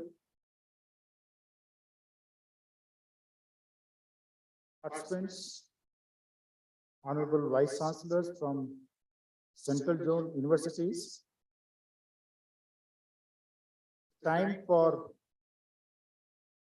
winding up 2 days of the Central Zone Vice Chancellors Meet at Symbiosis University of Applied Sciences. Dr. Charul had presented the detailed report of the 2 days event started yesterday and just finished half an hour before. We have deliberated the topics around the theme of the conference, that is the multidisciplinary approach. And truly, we are in an era either we consider for learning system or we consider for corporate or we consider for government sector. It's a truly the era of multidisciplinary approach. Right from the schooling to the higher education to the placements, working in the corporate, working in the industry, that is the need of the time. And the way the new education policy 2020 is coming out, is being implemented at all levels, right from the school education to higher education. It's true representation of the multidisciplinary approach. So we have deliberated in the 3 technical sessions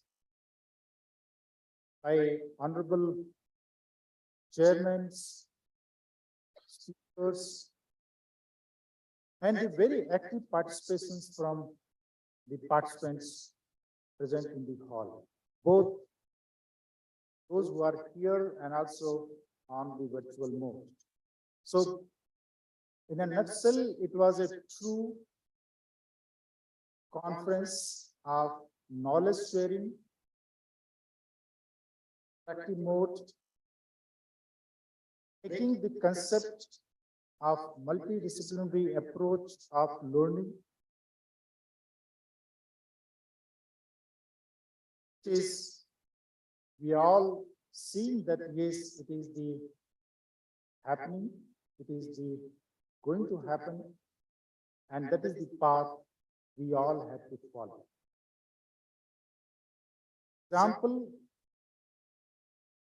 of the Symbiosis University we had discussed, we had presented the unique model what we have proposed, what we are implementing here in the university, being the first skill-based university in the country.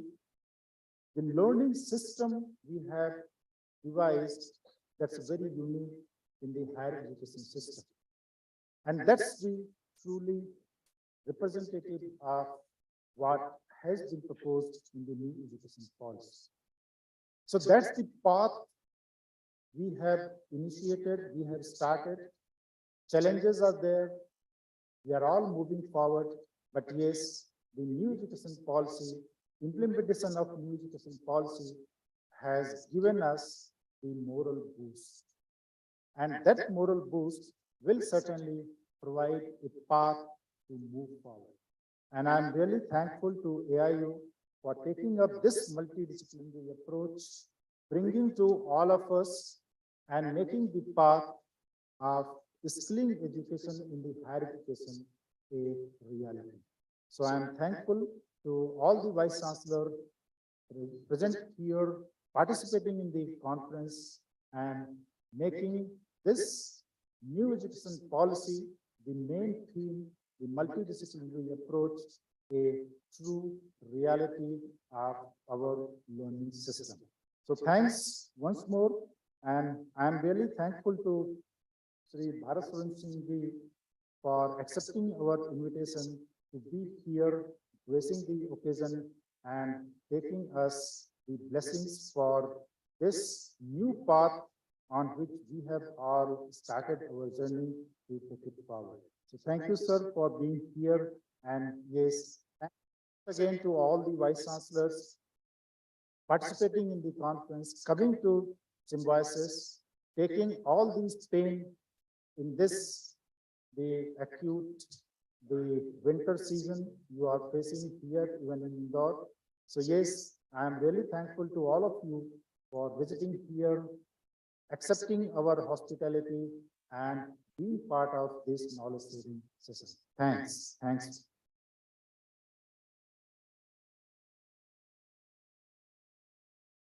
Thank you, sir.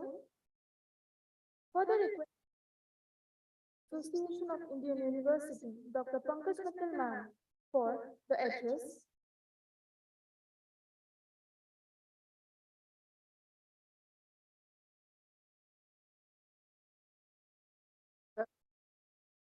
Guest of today's valedictory session, the Honorable Minister for Medical Education, Government of Madhya Pradesh, Shri Vishwas Saranji. The guest of honor, Honorable Chairman of Madhya Pradesh Private University Regulatory Commission, Dr. Bharat Charan Singh Ji. Honorable Vice President of AIU, Professor G. Sharma Ji. Honorable Vice Chancellor of Symbiosis University of Applied Sciences, Professor P.P. Yadav Ji. The esteemed Vice Chancellors who are here with us. And a special thanks to all of you because we have not dropped as yet. Because out of 70, around 20 are here right now. The rest 50 have dropped out. We speak of dropout in the colleges, schools, but dropout in conferences is a much bigger issue for us. So thanks to all of you for being here till the valedictory session. Faculty members from Symbiosis who are here, the students, if some of the students are here, ladies and gentlemen, A very warm welcome to the valedictory session of the 2 days conference of the AIU Central Zone Vice Chancellors. It has been a very, very good experience. And I would also like to thank the Vice Chancellor, the Pro-Chancellor of the University, Dr. Swati Majumdar, for providing hospitality, excellent hospitality. I don't think any of us faced any type of trouble during this. Charul, she was so good in attending to everybody, and throughout for 2 days, she was standing on the podium taking care of all the guests. And the entire staff, students, and the teachers, everybody in the university was working together to make this conference a very big success. So thanks to all of you. Thanks to our AIU team also. Dr. Rama could not come today, but she is present online, I suppose. And she has been working very hard, and Vijendra and Satyapal, who are also working very hard for this conference. Thanks to everybody. We know that the topic of the conference was curriculum for holistic and multidisciplinary education for transformative education. So what we are talking about is that how to transform the education, how to talk about transformative education. That is the topic of the entire theme for this year, that how to have a transformative education. So very good sessions we had, very good deliberations we had. For example, in the session on integrating Indian knowledge systems, we were talking and then how to integrate, and then ultimately it came out that, of course, every student should be knowing about Indian knowledge system. So we should be proud of Indian knowledge system. Rather, we should be creating a grand Indian narrative, because nowadays, if you ask some student that as an Indian, what are you proud of? He'll say, what am I proud of? He'll think and then say maybe cricket, or at the most Bollywood, but they will not know about the rich Indian tradition, rich Indian culture, rich Indian knowledge system. So the mistake is not theirs, mistake is ours, because we are not teaching them. So instead of having a separate course, which many of the vice chancellors pointed out that they may not be wanting to learn, I mean, they may find it boring, that why should I learn it? It is not going to help me in the employment, so why should I learn it? So instead of that, if we can integrate it in every course, so every course in like when you talk of case studies or examples, if the examples can be from the Indian knowledge system, so that can be very well woven, interwoven within the curriculum. So that will be the right way of integrating Indian knowledge systems with the curriculum.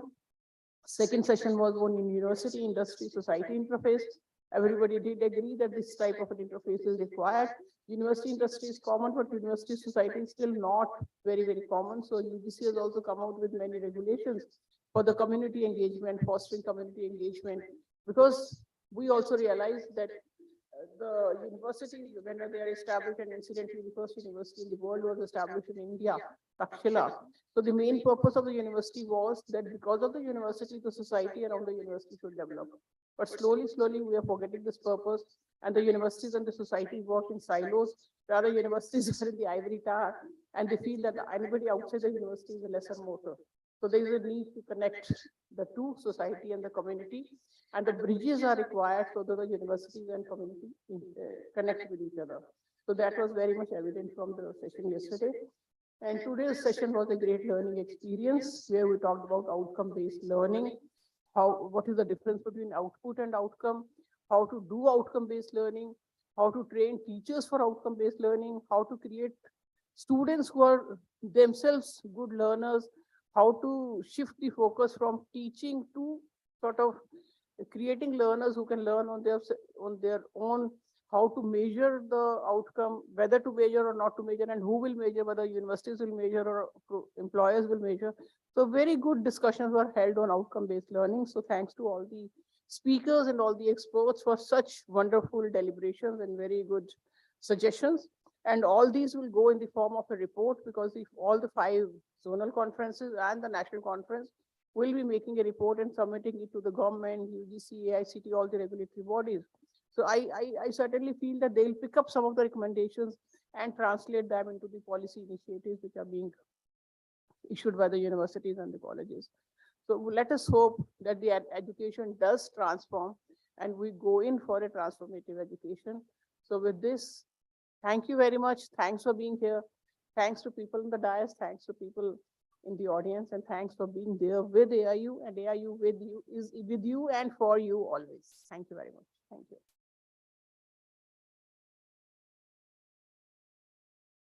Thank you so much, ma'am. Requesting Professor G.D. Sharma, sir, Vice President, Association of Indian Universities and Vice-Chancellor, USTM Meghalaya, for the address.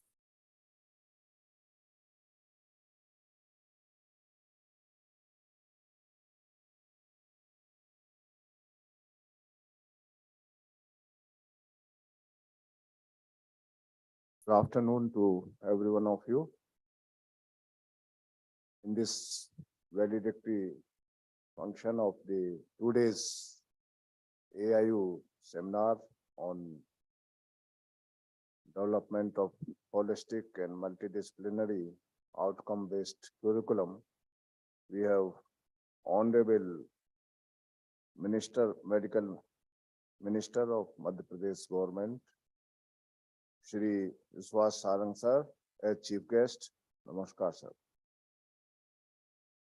Dr. Bharat Saran Singh sir, as chairman, Madhya Pradesh Private University Regulatory Commission. Dr. Pankaj Mittal, Secretary General, Association of Indian Universities, New Delhi.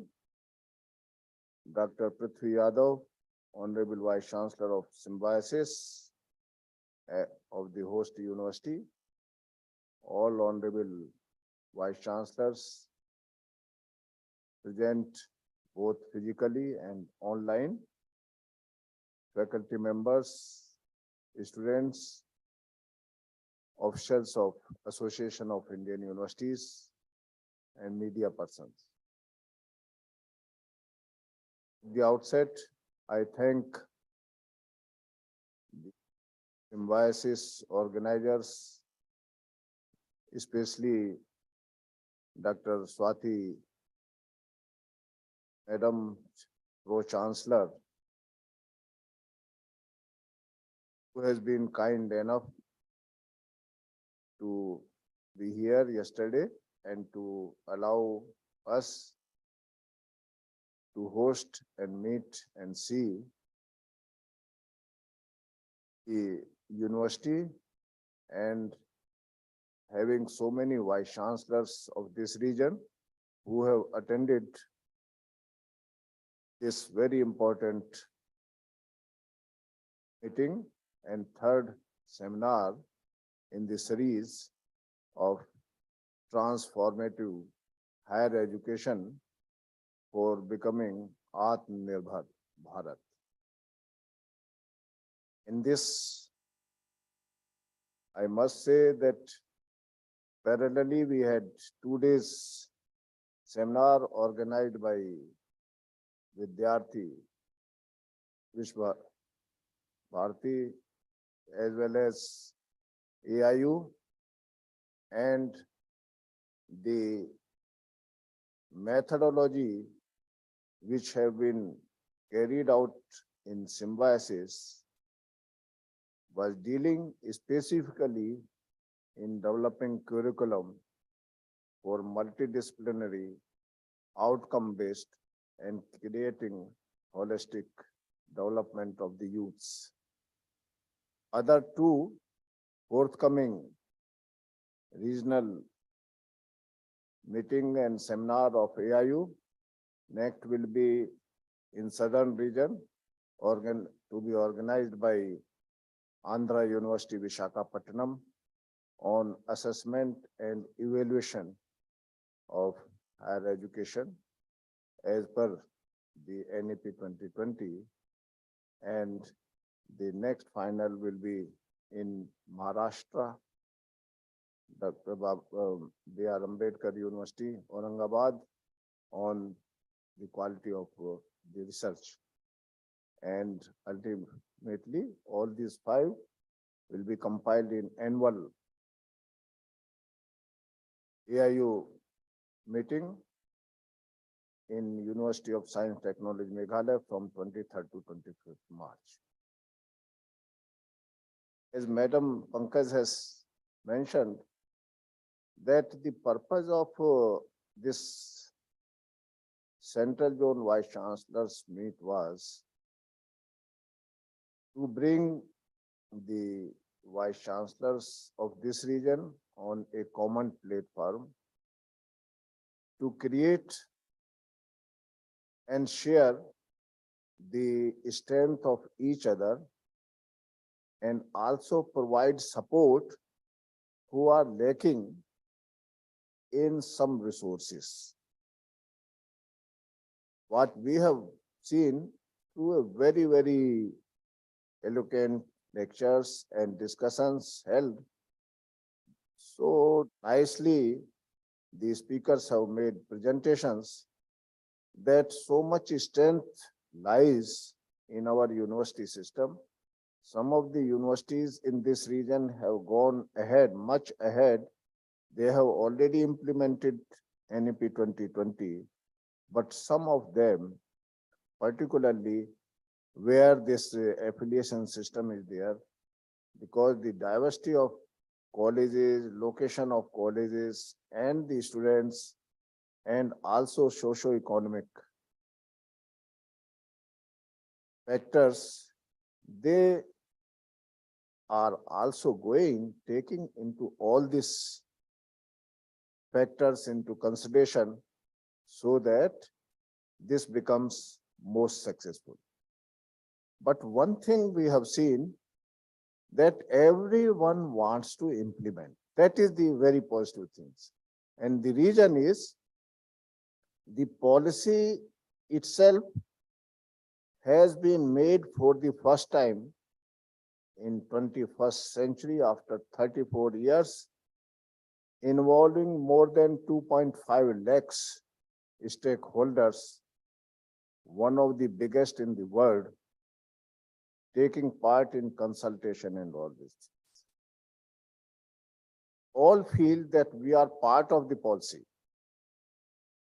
And therefore, when it is coming for implementation, so many workshops, seminars, symposia have been organized by taking initiative by the colleges, by the universities, and also learning what are the limitations, what are the challenges, how we can overcome to implement. And some of the universities which have made some models after incorporating and coming out of the regulations from the UGC, they have seen that this is going to provide much more opportunities to our youth. And it will become one of the best education policy to provide opportunities to the youth, because India will be providing maximum youths out of 5, 1 youth will be Indians by 2025. So the youths have to be a global citizen. That thing has to be there. The thinking has to be in that line. The youth has to learn to live with multicultural society.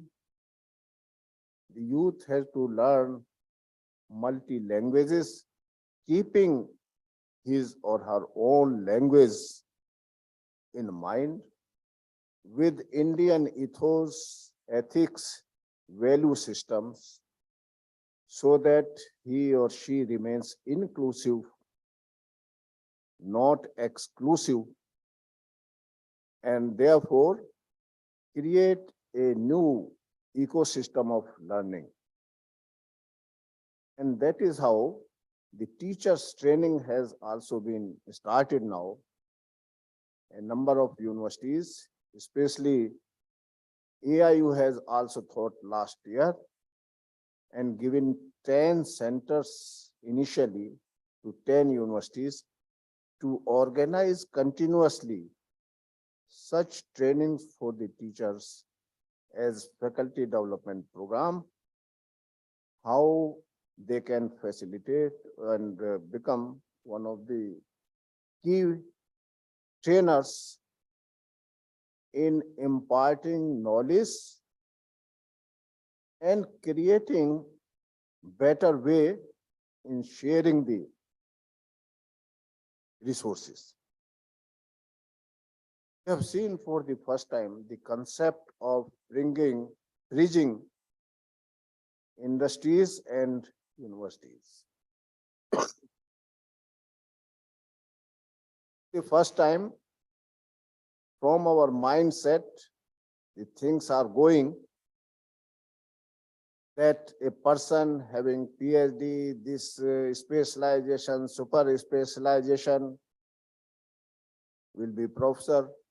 Along with this now, UGC has also issued guidelines and regulations that industries who are having expertise due to their knowledge and also some of the experts who have created new environment in industry by their own innovations can join as a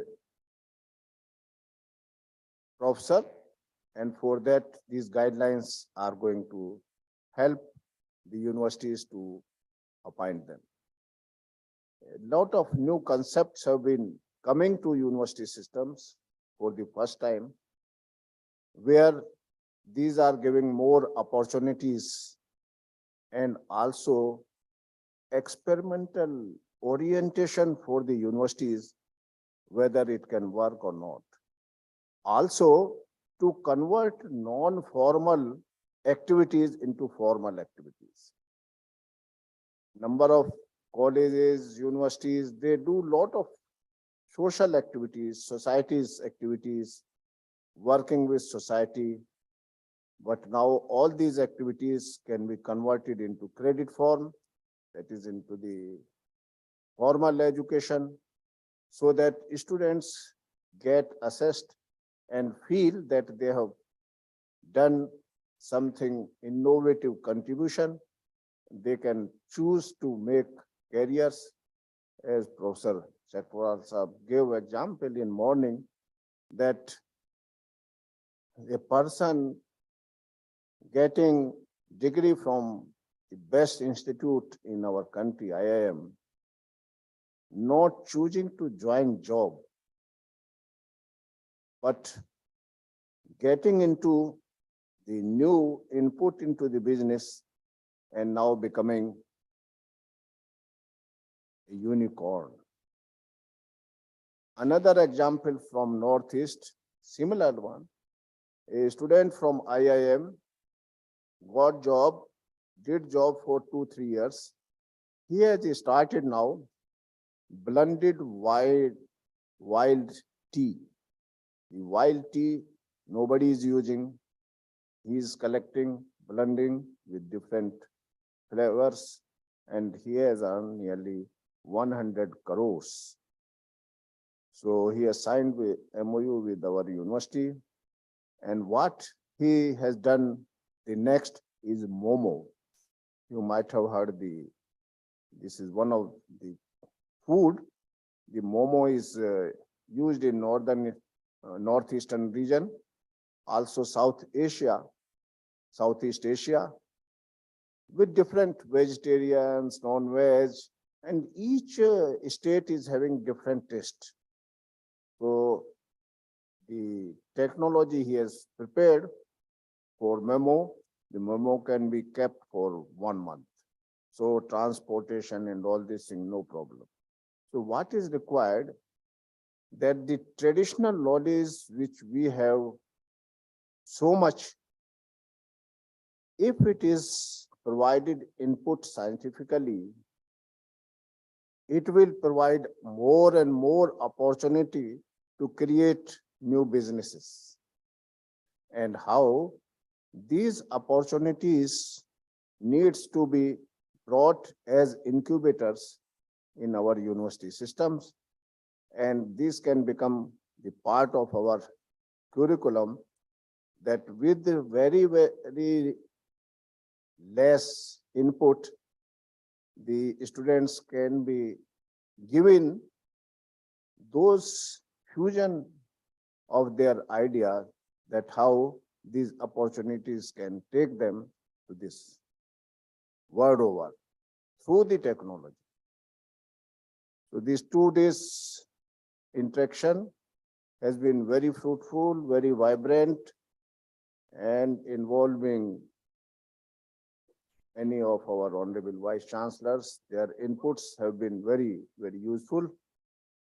And I am sure that the annual conference, what we are thinking, that how our Indian leaders of higher education, academicians, can help through NEP 2020 in making Act East policy as functional. Because Government of India not look East, but Act East policy already implemented. The infrastructures are already available, and I am sure the education will be very important to make it very smoothly implementation. And it can act. From AIU, the proposal has already been submitted for G20 meeting to the Minister of Education, that similarly University 20 can also be taken as one of the forum to work interaction, and also what India can give them, not exactly U20. Now U50 program is going to be held in Pune, MIT, where 50 universities of America and 50 universities from India are going to meet and identify futuristic areas of this collaboration, which can provide the leadership to the world. So AIU has been invited there. Our respected Madam Pankaj Mittal and myself, we are going there, and we will certainly share those things which can help our universities to be part of this U50 meetings in future, and bringing this opportunity to our Indian universities. So G20, this is a honor to our country under the leadership of our Honorable Prime Minister, Shri Narendra Modi ji, that when India is leading in many fora, India is creating new examples, new ways for world peace, giving new ideas of our own knowledge which have survived for more than 5,000 years. The area like Ayurveda, herbal medicine system also needs to be developed. And by 2047, as it is envisaged, can be worked out to become as Vishwaguru for this knowledge and wisdom giving. Not taking much time, I thank each one of you for taking this trouble to join in physical mode as well as online mode for these 2 days program hosted by the Symbiosis, and the good facilities provided by Symbiosis. On behalf of the AIU, I thank Dr. Prithvi Yadav ji for taking care, all the faculty members and the students taking care. Our Honorable President, Dr. Suranjan Das, actually he was supposed to be here, but yesterday, because the Honorable Governor of Bengal, he called the meeting of all the Vice Chancellors, so he could not come. And today there is only one flight in evening, direct flight. That is why he could not be. But he has conveyed his all the best wishes. In morning he called me, and thank you so much for giving us this support. Thank you so much. Thank you so much, sir. Now requesting the guest of honor for the valedictory session, Dr. Bharat Singh Sir, Chairman, Madhya Pradesh Private Universities and Regulatory Commission, Bhopal. Sir, I request you to please kindly come forward and grace us with your kind words.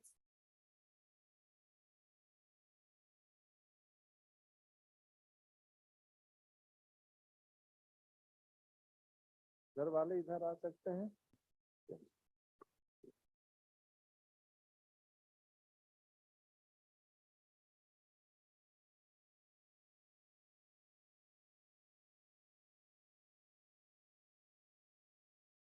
मंच पर virtual mode पर हम सबके बीच उपस्थित श्री विश्वास सारा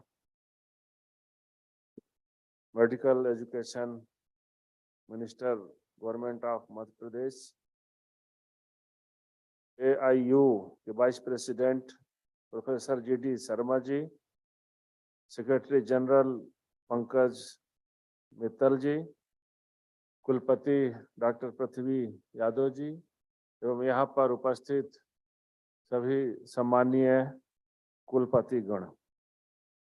अभी मैं जब सिम्बायोसिस यूनिवर्सिटी में प्रवेश कर रहा था तो ध्यान में आया कि सिम्बायोसिस तो लाइफ साइंस के लिए बहुत ही कॉमन वर्ड है और मैं भी एक लाइफ साइंस का स्टूडेंट होने के नाते कई बार हमारे पाठ्यक्रमों में भी सिम्बायोसिस वर्ड आता है और जब उसको हमने कोरिलेट किया NEP से तो ये लगा कि सिम्बायोसिस तो अपने आप में एक मल्टी डिसिप्लिनरी का सबसे बड़ा एग्जाम्पल है, क्योंकि समुद्र में सी एनीमोन वो भोजन तो पकड़ सकता है लेकिन चल नहीं सकता। स्नेल बहुत धीमी गति से चलता है लेकिन एक प्लेटफॉर्म दे सकता है और क्रैब वो थोड़ा सा तेज गति से चल सकता है। तो ऐसे तीनों मिल करके स्नेल के सेल के ऊपर सी एनीमोन चिपक जाता है, खड़ा हो जाता है और स्नेल के अंदर जो नोच होती है उसके अंदर हर्मिट क्रैब जो है बैठ जाता है और क्रैब तेजी गति से जब भोजन देखता है तो तेज गति से दौड़ता है। तो इस प्रकार से सी एनीमोन उस भोजन को पकड़ लेता है। तो इस प्रकार से जो चल नहीं सकता, जो पकड़ नहीं सकता, जो तेज गति से चलता है, ऐसे तीनों एक दूसरे से कोऑपरेट करके मल्टी डिसिप्लिनरी एक्शन के माध्यम से और अपना एक बड़ा से बड़ा अचीवमेंट प्राप्त करते हैं। NEP 2020 लागू हुई। कई बार लर्निंग शब्द आता है, learning by error, learning by repetition, mistake, repetition. तो इस प्रकार से लर्निंग जब हम इसको लागू करेंगे तो कई चीजें हमारे सामने आएंगी और उनको हम कहीं ना कहीं रिकवर करेंगे। ऐसे ही है कि आप किसी को पुश करके और पानी में उसको ढोस दीजिए, वो हाथ पैर चलाएगा और हाथ पैर चलाते चलाते तैरना सीख लेगा। हाँ, एक केयर टेकर वहां होना चाहिए, डूबने की स्थिति में उस पोजीशन में उसको हेल्प करे। ये जो फोकल थीम है मल्टी डिसिप्लिनरी तो है ही, लेकिन साथ में होलिस्टिक और फिर ट्रांसफॉर्मेटिव।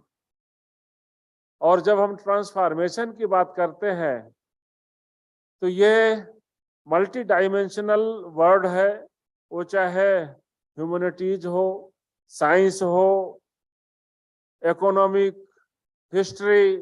अभी कुछ दिनों पूर्व अमित शाह जी ने एक संजीव सान्याल के द्वारा जो हिस्ट्री का लेखन हुआ है उसका विमोचन कर रहे थे। तो इस प्रकार से जो पिछले 75 वर्षों में कई मिसिंग कंपोनेंट हैं, उन मिसिंग कंपोनेंट को कैसे हम फिलअप कर सकते हैं, वह भी इस ट्रांसफॉर्मेशन से बाहर नहीं है। जब मैं हॉल में प्रवेश किया तो SDG सस्टेनेबल डेवलपमेंट गोल का ही बात चल रही थी। तो वो चाहे बायोडाइवर्सिटी का फील्ड हो, फॉरेस्ट कवर का फील्ड हो, इको फ्रेंडली टेक्नोलॉजी का फील्ड हो, और डिक्रीज पॉल्यूशन और बैलेंस पॉपुलेशन की बात हो। तो इस प्रकार से यह फील्ड भी हमारे पाठ्यक्रम से बाहर के नहीं है। तो ट्रांसफॉर्मेशन की बात, अभी DAV में भी एक बड़ा कार्यक्रम हुआ और आप में से बहुत लोग वहां भी रहे होंगे, और वहां भी एक बड़ी संख्या में इंटेलेक्चुअल्स आए थे। जब हम ट्रांसफॉर्मेशन की बात करते हैं तो स्वाभाविक है, transforming teachers transform students, transforming students transform India Motherland. तो इस प्रकार से हम ये जो ट्रांसफॉर्मेशन की बात है, आप किसी विद्यार्थी से पूछिए तुम्हारे जीवन का क्या लक्ष्य है, वह बताएगा डॉक्टर बनूंगा, इंजीनियर बनूंगा, बिजनेस में जाऊंगा, वकील बनूंगा। Why not good human being first, या कुछ क्रांतिकारी करने का एक मन में एक ऐसा विजन जो राष्ट्र से ओतप्रोत हो, तो पहले गुड ह्यूमन बीइंग बनने का लक्ष्य हमारा होना चाहिए। इसके बाद तो बाकी विकल्प खुले हुए हैं। और फिर हम चूंकि टीचिंग प्रोफेशन में है, हम यहाँ कुलपति हैं और एक पीठ के प्रभारी हैं, और जिस पीठ के प्रभारी हैं वह पीठ युवाओं का एक बहुत बड़ा कैंपस है, और इन युवाओं को किस प्रकार से हम एक अच्छी दिशा दे सकते हैं, तो हमें रामकृष्ण परमहंस की भूमिका में आना होगा कि हम एक बालक नरेंद्र को ट्रांसफॉर्म करें और स्वामी विवेकानंद बनाए। हमें विक्रम सारा भाई जो एक फिशरमैन सन, जो अब्दुल को ट्रांसफॉर्म करते हैं और एक मिसाइल मैन और APJ अब्दुल कलाम बनाते हैं। जो IKS की बात हो, APJ अब्दुल कलाम हो, स्वामी विवेकानंद हो, ने प्राचीन काल से अपने पीरियड में IKS को किस प्रकार से उन्होंने वैश्विक संचार किया, और एक विष्णु गुप्त जो स्वयं ट्रांसफॉर्म होता है, चाणक्य बनता है, और एक स्ट्रीट बॉय को ट्रांसफॉर्म करता है और चंद्रगुप्त बनाता है। और वही चंद्रगुप्त उस समय घनानंद एक साम्राज्य था, एक नेगेटिव एक्टिविटीज के साथ, तो वह पाटलिपुत्र में एक प्रकार से मानव मूल की व्यवस्थाओं को स्थापित करता है। कल्पना करिए, अभी स्वराज 75 अमृत महोत्सव 75 वर्ष, अभी जो लेफ्ट क्वार्टर सेंचुरी है, अगली 25 वर्ष यानी जो 2047 जब शताब्दी वर्ष होगा, तो सोचिए कि शताब्दी वर्ष यानी 2047 में भारत किन के हाथों में होगा, और जिनके हाथों में भारत होगा तो उनको हमको आज ट्रांसफॉर्म करने की दिशा में आगे बढ़ना है, वो हम कर ही रहे हैं।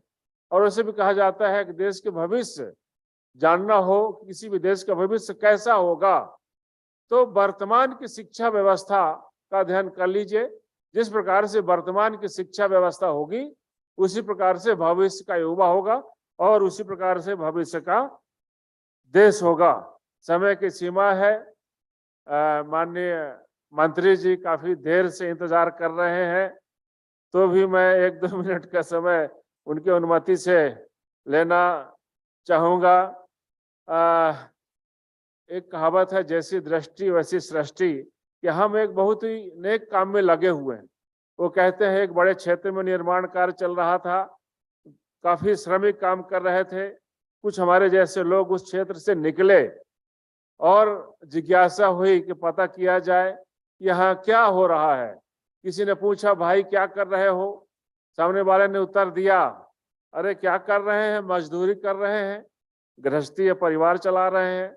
उत्तर मिला नहीं, वो आगे बढ़ गए और जिज्ञासा हुई, बोले एक बार फिर से पूछा जाए, भाई क्या कर रहे हो? उसने उत्तर दिया, मैं बाउंड्री वॉल बना रहा हूँ, दीवार जोड़ रहा हूँ। तो भी उत्तर मिला नहीं, आगे बढ़ गए। फिर उन्होंने कहा आखिर बार फिर से पूछ लिया जाए, कह रहे भाई यहाँ क्या कर रहे हो? तो उसने उत्तर दिया, अरे मालूम नहीं, यहाँ एक भव्य मंदिर का निर्माण हो रहा है और उस निर्माण कार्य में मैं अपना योगदान दे रहा हूँ। तो इस प्रकार से काम तो सब वही कर रहे थे, लेकिन किसी के दृष्टि में मजदूरी करना था, किसी के दृष्टि में बाउंड्री वॉल दीवार बनाना था, और किसी के दृष्टिकोण में भव्य इमारत का निर्माण करना था। तो ऐसा मानिए कि हमारा भी लक्ष्य वही है कि हम भी इस राष्ट्र रूपी मंदिर के भव्य निर्माण में अपनी भूमिका बना रहे हैं, अच्छे युवा यूथ तैयार करके। और एक अंतिम बात, make in India, self reliant की बात आप लोग कर ही रहे हैं। प्रधानमंत्री जी का आग्रह रहता है कि हमारे युवाओं को जॉब क्रिएटर बनना चाहिए, जॉब गिवर बनना चाहिए, नॉट जॉब सीकर। और जो एक ट्रेंड चला हुआ है भारतवर्ष में, अच्छा पढ़ लिख करके और हम वीजा बनवाते हैं और विदेश चले जाते हैं, उसके बाद जो बचते हैं वो मल्टीनेशनल में, फिर कॉर्पोरेट सेक्टर में, फिर इधर उधर की सेवाओं में। इसके बाद सोचते हैं जब 10-12 साल निकल चुका होता है कि अब हमको क्या करना है। तो ये 10-12 साल को अपन पहले ही प्लान कर लें, बचा लें। और राष्ट्रीय शिक्षा नीति में इस बात को प्रमुख जोर दिया गया है, ये जो बाद में सोचने की प्रक्रिया है वो पहले ही सोच लें और हमें किस दिशा में जाना है, अकॉर्डिंगली हम उसी प्रकार से अपने जीवन का प्लान करें। तो इस प्रकार से हम नौकरी के तरफ नहीं, तो हम स्वयं किस प्रकार से छोटे छोटे डिप्लॉयमेंट प्रारंभ कर सकते हैं, इंटरप्रेन्योर इस्टेब्लिश कर सकते हैं। और इन कामों में सेंट्रल गवर्नमेंट का भी एक पॉलिटिकल बिल है, कई प्रकार के पैकेज हैं, उन पैकेज को किस प्रकार से हम स्टूडेंट के बीच में कर सकते हैं, अवेयर कर सकते हैं, और उनको भी इस बात में भी प्रमोट करें कि अब इधर इस दिशा में नहीं, इस दिशा में भी हमको आगे बढ़ना है। और ऐसा कर पाएंगे तो हम बहुत जल्दी इस देश को, जो प्रधानमंत्री जी ने कहा कि हम कब तक डेवलपिंग रहेंगे, डेवलपिंग से डेवलप्ड की ओर जाना है। ये जो रेमिनेंट ऑफ स्लेवरी है उसको रिमूव करना है, कल्चरल के साथ आगे बढ़ना है। और कई बार भी इसे आता है कि इतना बड़ा टारगेट, इतना बड़ा टास्क है, हम इतने कम समय में कैसे पूरा कर पाएंगे, तो उसका भी एक सलूशन है। मुझे एक संस्मरण ध्यान में आ रहा है, आधा मिनट में बात पूरी करूंगा। कलकत्ता में एक फ्रेंच लेडी किसी काम से आई और 10-12 दिन रुक गई, और जब उनका जाने का समय हुआ तो एक छोटा सा फेयरवेल कार्यक्रम रखा गया और काफी लोग इकट्ठा हुए, कुछ मीडिया के लोग वहां पर उपस्थित थे। कार्यक्रम के बाद कुछ मीडिया के लोग गए और उस फ्रेंच लेडी से पूछा कि आपको हमारे देश के लोग कैसे लगे? Very nice, very good. यहाँ के भोजन वगैरह कैसे लगा? Very nice, very good. यहाँ के कल्चर कैसा लगा? Very nice, very good. अंतिम उन्होंने पूछा कि हमारा कलकत्ता शहर कैसा लगा? उन्होंने कोई जवाब नहीं दिया। मैंने कहा मैडम हमारा कलकत्ता कैसा लगा? So nice nice. ऐसा लगा कि कुछ कमी है इसमें। नहीं मैडम आप बताइए हमारा ये कलकत्ता शहर कैसा लगा आपको? बोले कलकत्ता शहर काफी हद तक गंदगी भरा शहर है, काफी गंदगी है कलकत्ता शहर में। उस व्यक्ति को अच्छा नहीं लगा और उन्होंने थोड़ा सा तैस में आकर के, मैडम आप जानती हैं कलकत्ता शहर की आबादी 1 करोड़ है। 1 करोड़। तुरंत महिला ने उत्तर दिया, how much more people you need to Calcutta clean? Calcutta को साफ रखने के लिए 1 करोड़ कम है क्या? इससे और अधिक लोग चाहिए आपको। तो हमारी वाइब्रेंट डेमोग्राफी है, यदि चैलेंजेस बड़े हैं तो चैलेंजेस को सामना करने वाले भी कौन से कम हैं? सब सक्षम और महत्वपूर्ण समर्थ लोग हैं। सब हम एक साथ लगेंगे तो बहुत जल्दी उस विजन को पूर्ण कर पाएंगे। मैं बहुत बहुत आप लोगों को धन्यवाद देता हूं। जय हिंद, जय Bharat.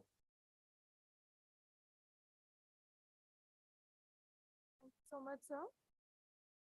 Now I request Shri Sarang Sir, Honorable Minister, Medical Education, Government of Madhya Pradesh, and Youth Leader of Bharatiya Janata Party. Sir is well known to all the strata of people of Madhya Pradesh. Sir, I request you to please kindly grace us with your kind words. Government of Madhya नमस्कार। Pradesh, Youth Leader of Bharatiya Janata Party. Sir is well known to all the strata of people of Madhya Pradesh. Sir, I request you to please kindly grace us with your kind words. नमस्कार। Can you hear me? आप मेरी बात सुन पा रहे हैं?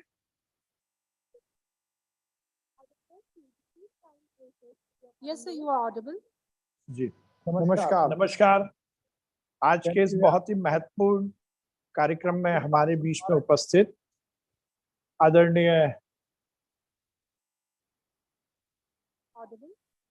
भारत शरण सिंह जी, आदरणीय GD Sharma साहब, आदरणीय पंकज मित्तल जी, आदरणीय पृथ्वी यादव जी, और थोड़ा वर्चुअल में जुड़ा हूं तो मुझे ऑडियंस नहीं दिख रही। जो कैमरा है, यदि एक बार मुझे उसको थोड़ा सा, क्योंकि जब हम बात करते हैं ऑडियंस सामने दिखती है तो थोड़ा सा अच्छा लगता है, उसका रिस्पांस देख के हम बोल पाते हैं, तो आई थिंक वो हमें ज्यादा बोलने को प्रेरित करता है। यदि इफ इट इज पॉसिबल तो एक बार कैमरे का एंगल ऑडियंस की तरफ भी करेंगे तो मुझे और कंफर्टेबल होगा।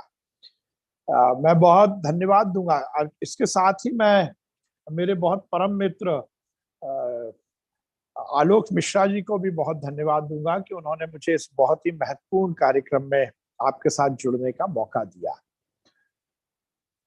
इस 2 दिन की कॉन्फ्रेंस में आप सब शिक्षाविदों ने मिलकर हमारी एजुकेशन को लेकर, पाठ्यक्रम को लेकर बातचीत की, और जिस प्रकार से शुरू में ही इस पूरे 2 दिन की कॉन्फ्रेंस का क्या कुछ सार निकला और किस प्रकार से इसमें डिस्कशन हुआ, इसके बारे में आपने विस्तृत रूप से यहाँ पर व्रत निवेदन किया। बहुत ही महत्वपूर्ण और मौजू विषय पर ये कॉन्फ्रेंस का आयोजन हुआ। मैं AIU को बहुत धन्यवाद दूंगा, और क्योंकि ये मध्य प्रदेश में आयोजित हुई है तो मध्य प्रदेश के नागरिक होने के नाते और मध्य प्रदेश सरकार के प्रतिनिधि होने के नाते मैं आप सबका बहुत अभिनंदन करता हूं, बहुत स्वागत करता हूं। और मुझे ऐसा लगता है, वैसे तो मेजबान पृथ्वी यादव जी हैं, पर क्योंकि वो मध्य प्रदेश में हैं तो डायरेक्टली इनडायरेक्टली हम भी मेजबान हैं। पृथ्वी यादव जी ने जैसा पंकज जी ने बताया, GD शर्मा जी ने बताया कि सिम्बायोसिस ने बहुत अच्छे से इस कॉन्फ्रेंस को आयोजित किया है, तो मैं पृथ्वी यादव जी को बहुत बधाई दूंगा कि उन्होंने इस कार्यक्रम को अच्छे से आयोजित किया और मध्य प्रदेश में आप सब पधारे, उसके लिए मैं बहुत आपको धन्यवाद देता हूं। अभी बहुत ही विस्तार से हमारे सिंह साहब ने क्या कुछ हमारे पाठ्यक्रम में होना चाहिए उसके विषय में बातचीत की। मैं बहुत ज्ञानी नहीं हूं, आप सब बहुत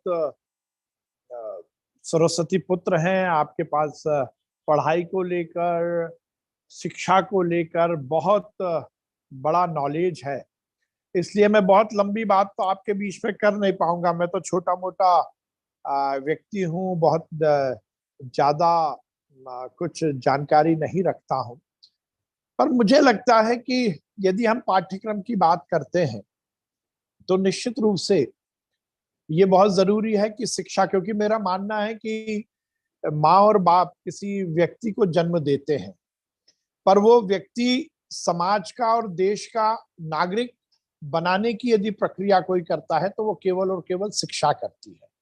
शिक्षा ही किसी व्यक्ति को किसी समाज का या किसी राष्ट्र का नागरिक बनाती है।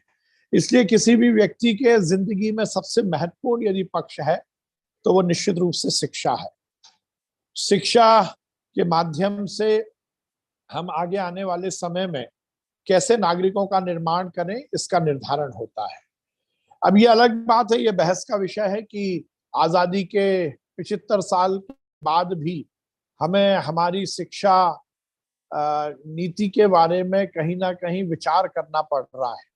पर मैं इस मंच पर से माननीय प्रधानमंत्री नरेंद्र मोदी जी को बहुत धन्यवाद दूंगा कि उन्होंने इस बात पर पूरा ध्यान देते हुए नई शिक्षा नीति को देश में लागू करने का निर्णय लिया।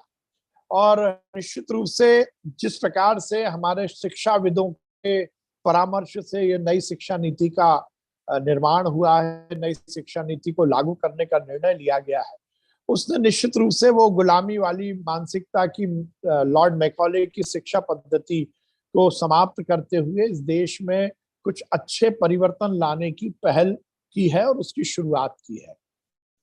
जैसा मैंने कहा कि क्या कुछ शिक्षा में होना चाहिए, ये मैं आपके सामने कुछ कहूंगा तो मुझे लगता है कि सूरज को दिया दिखाने जैसा होगा, क्योंकि चाहे मैं डैश की बात करूं या सामने बैठे हुए ऑडियंस की बात करूं, आप सब शिक्षा को लेकर लगातार काम करते आए हैं। पर मुझे ऐसा लगता है कि यदि हम शिक्षा पद्धति की बात करें, पाठ्यक्रम की, करिकुलम की बात करें, तो मुझे एक शब्द मेरे जहन में आया है, सीखो। सिंह साहब मेरी बात पर ध्यान देंगे। सीखो, CIKHO, ये सीखो होता है। तो सी से मेरा तात्पर्य है कल्चरल वैल्यू को समाहित करने वाला कैरिकुलम। CI, इनोवेटिव स्किल्स को विकसित करने वाला कैरिकुलम। K, नॉलेज पर आधारित कैरिकुलम। H, हॉलिस्टिक कैरिकुलम, जिसमें थ्योरी और अप्लाइड टीचिंग दोनों पहलू को समाहित किया जाए। और O, opportunity of job creation. इस हिसाब से सीखो, CIKHO। यदि हम ये 5 चीजों को किसी पाठ्यक्रम में जोड़ेंगे तो मुझे लगता है कि हम पूरी तरह से पाठ्यक्रम को समाहित रूप से विकसित कर पाएंगे। मुझे लगता है कि हमें इस बात पर जरूर विचार करना पड़ेगा। जैसा मैंने पहले कहा कि शिक्षा पद्धति या शिक्षा से हम किसी भी समाज या देश के नागरिकों का निर्माण करते हैं, तो बहुत महत्वपूर्ण है कि शिक्षा का पाठ्यक्रम निश्चित रूप से इस तरह का होना चाहिए जिससे जॉब मिले। आजकल करियर बनाने की, करियर ओरिएंटेड, जॉब ओरिएंटेड पाठ्यक्रम बनाने पर चर्चा होती है, निश्चित रूप से वो होना चाहिए। ये भी बिल्कुल जरूरी है कि वो पूरी तरह से नॉलेज देने वाला होना चाहिए, उसके माध्यम से किसी छात्र को अच्छा नॉलेज मिल सके। पर उससे ज्यादा महत्वपूर्ण है, जब हम पाठ्यक्रम की बात करते हैं और हम सतही बात करते हैं, तो वो पाठ्यक्रम केवल छात्र तक सीमित हो जाता है।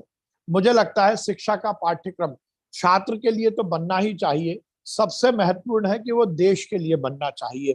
और ये सुनिश्चित होना चाहिए कि उस पाठ्यक्रम को पढ़ने वाला व्यक्ति इस देश का अच्छा और सच्चा नागरिक जरूर बन सके। सिंह साहब ने इस बात को अपने उद्बोधन में कहीं ना कहीं छुआ है कि मुख्य मुद्दा यह है कि हम कैसे नागरिकों का निर्माण कर रहे हैं। मेरा मानना है कि 75 साल की आजादी में लगातार इस देश में पुल के निर्माण की बात हुई, लगातार इस देश में बड़े बड़े कारखानों के निर्माण की बात हुई, लगातार इस देश में बड़े बड़े प्रोजेक्ट्स के निर्माण की बात हुई, पर इस देश में व्यक्ति के निर्माण की बात नहीं हो पाई। जब तक हम व्यक्ति का निर्माण नहीं करेंगे तब तक राष्ट्र का निर्माण नहीं होगा। और इसलिए मुझे लगता है कि सबसे महत्वपूर्ण किसी भी पाठ्यक्रम के निर्धारण में व्यक्ति के निर्माण को यदि हम ध्यान में रखेंगे तो शायद ये देश और ये समाज सही स्थान तक पहुंच पाएगा।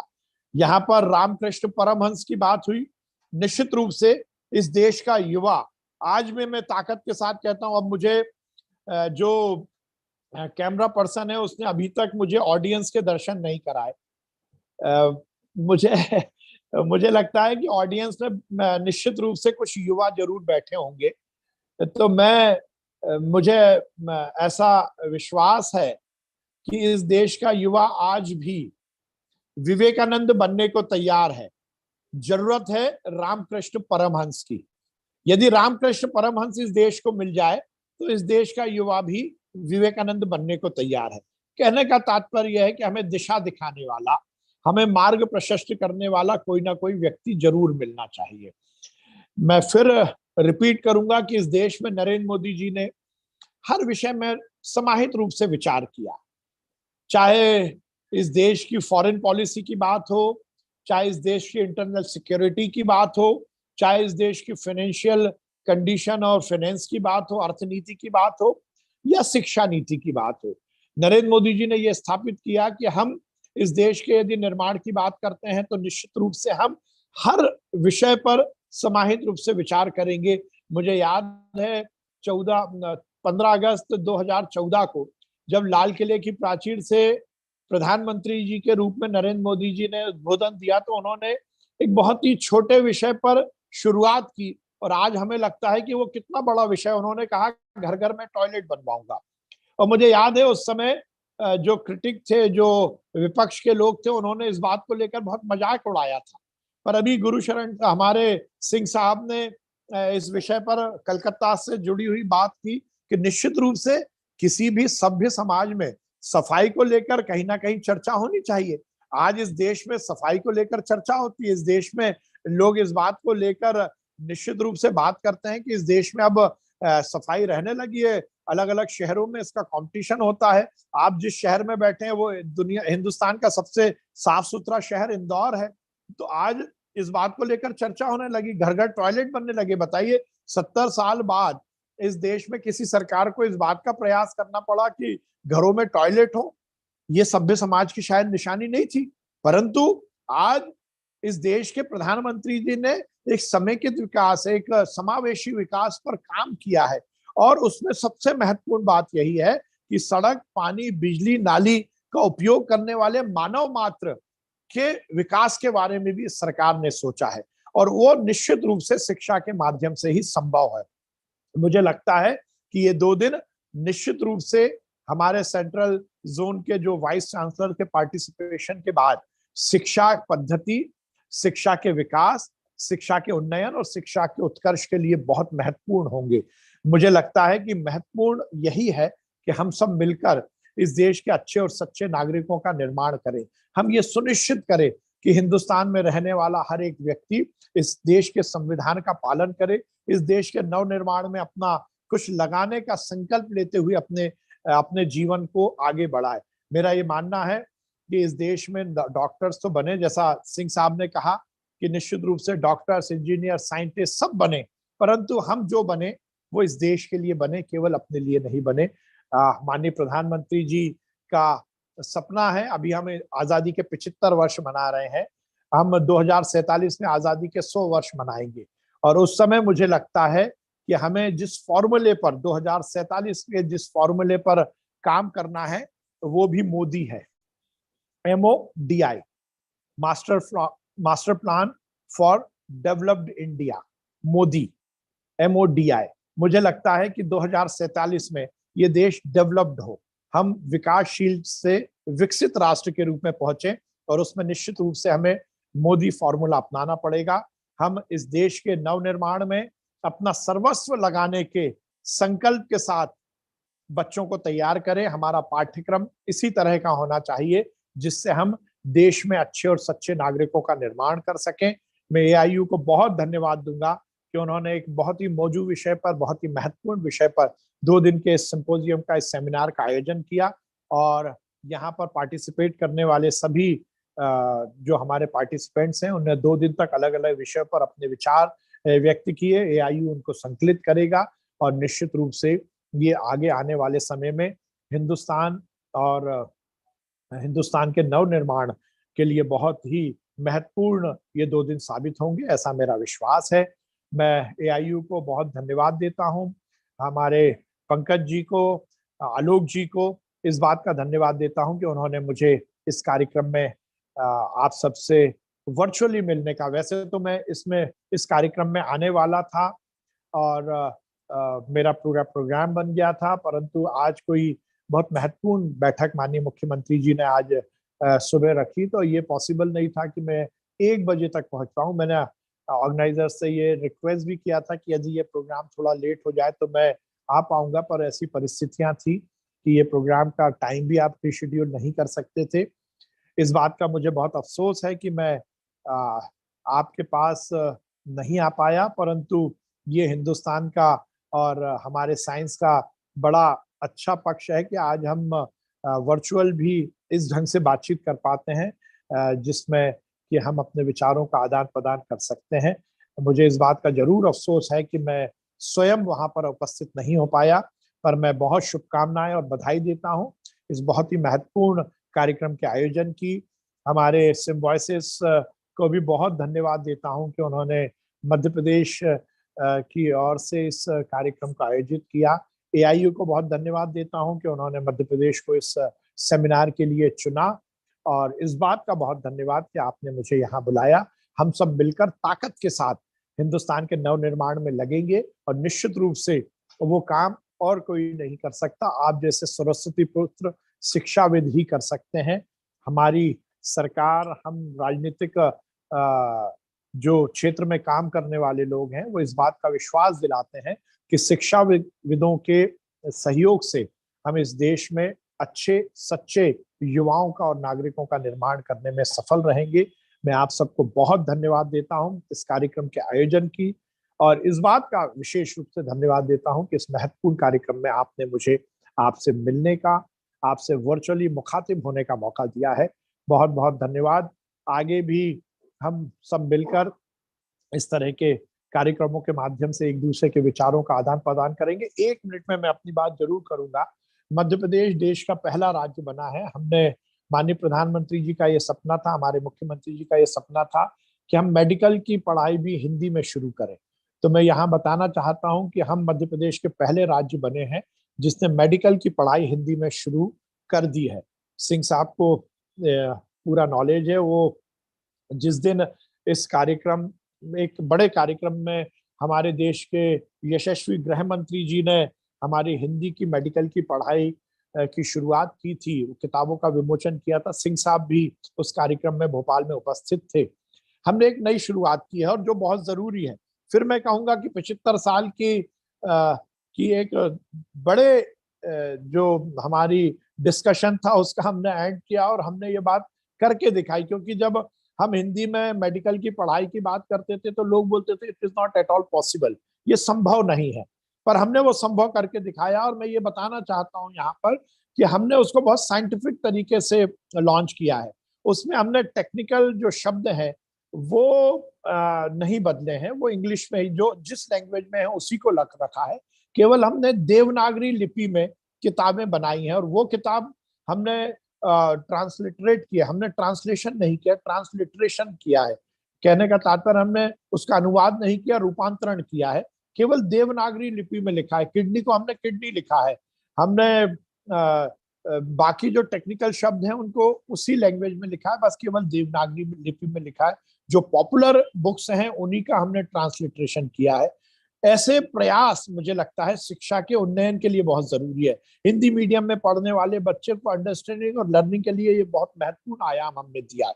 तो हमारी सरकार लगातार काम कर रही है। मुझे लगता है कि हम सबको मिलकर, यहाँ पर बात हुई वैल्यूज की, निश्चित रूप से आगे आने वाला डॉक्टर यदि मूल्य आधारित उसका जीवन नहीं होगा तो उसके डॉक्टर बनने का कोई मतलब नहीं है। इंजीनियर वो कोई बन रहा है तो उसका निश्चित रूप से उसके एथिक्स उसके जिंदगी में रहने चाहिए।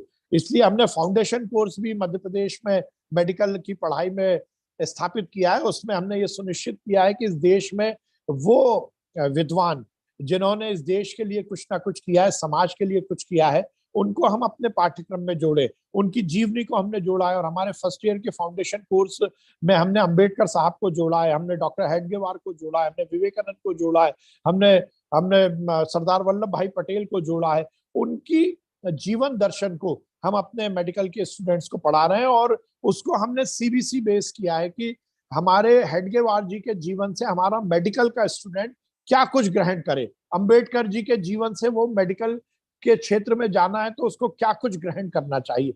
मुझे लगता है कि इस तरह का यदि हम प्रयास करेंगे तो हम निश्चित रूप से आगे आने वाले समय में हमारी शिक्षा के माध्यम से हम अच्छे और सच्चे नागरिकों का निर्माण करेंगे। मैं इस कार्यक्रम के आयोजन की बधाई देता हूं। आपने मुझे बुलाया उसके लिए बहुत बहुत धन्यवाद। आप ये 2 दिन निश्चित रूप से इस देश के भविष्य और इस देश की शिक्षा के उन्नयन के लिए मील का पत्थर साबित हो, इसी आशा के साथ बहुत बहुत धन्यवाद।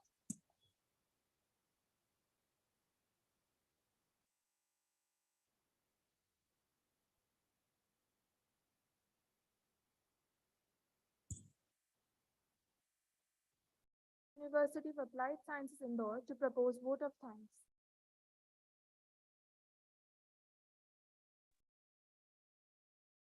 Very good afternoon to all of you. And I know I'm standing between you and lunch. I'm going to make this very quick. At the outset, let me thank three. Can reach at 3 as well. आगे उसको वापस. चलो भैया. First is Dr. Swati Mujumdar for hosting Symbiosis.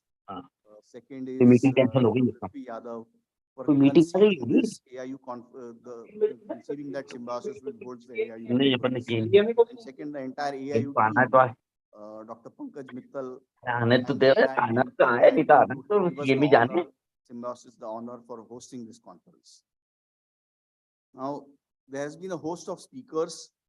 I hope I don't miss out anybody in this. So I would like to start by thanking Mr. Bhushan Patwardhan, Chairman ECNAAC, Mr. Nirmaljeet Singh Kalsi, Chairman NCBT, TG Sitaram, Chairman AICT, representatives from NAC, Sujata Shanbag, S. Srinivasan, Dr. R.C. Agarwal, ICAR, people in the technical session, which is integrating knowledge system through multidisciplinary teaching and learning process, Professor Sunil Kumar, Professor Ranbir Singh, Professor G.S. Murthy, Professor B. Mahadevan, in the academic society interface, Dr. Nilima Gupta, Dr. Anil Kumar Ramsesh, Dr. Rajesh Tandon, S.S. Mantha, Dr. Swati Mujumdar, from an outcome-based learning session, Dr. S.P. Tyagarajan, Dr. K.P. Mohanan, Dr. Basutkar Rao, Dr. Alok Kumar Chakrawal, Sri Bharat Saran Singh ji, thank you very much for gracing the session and giving us your blessings. Sri Vishwas Sarang ji, I don't know whether he's still online, for giving us his words of wisdom and giving us his blessings on the session as such.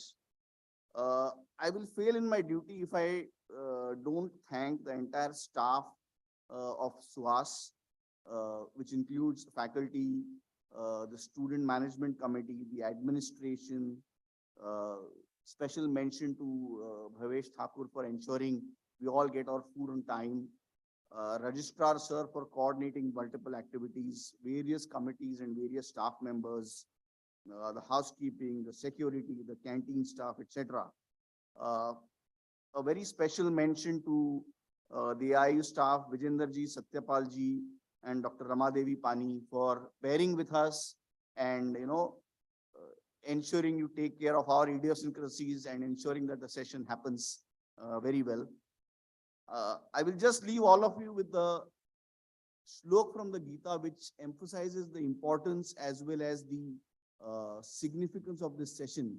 You know what it means. It says, Nainam Chindanti Shastrani, Nainam Dahati Pavakaha, Na Chainam Kliyada Yatpato, Na Shoshayati Marutaha.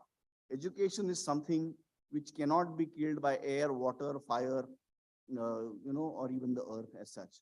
So, best of luck to all of us here to take India to the next century, in the next century, in a transformative education. Thank you very much, and please join us all for lunch. Thank you to all the dignitaries on the dais and off the dais. We invite you for a lunch at the arena. Thank you so much, ma'am.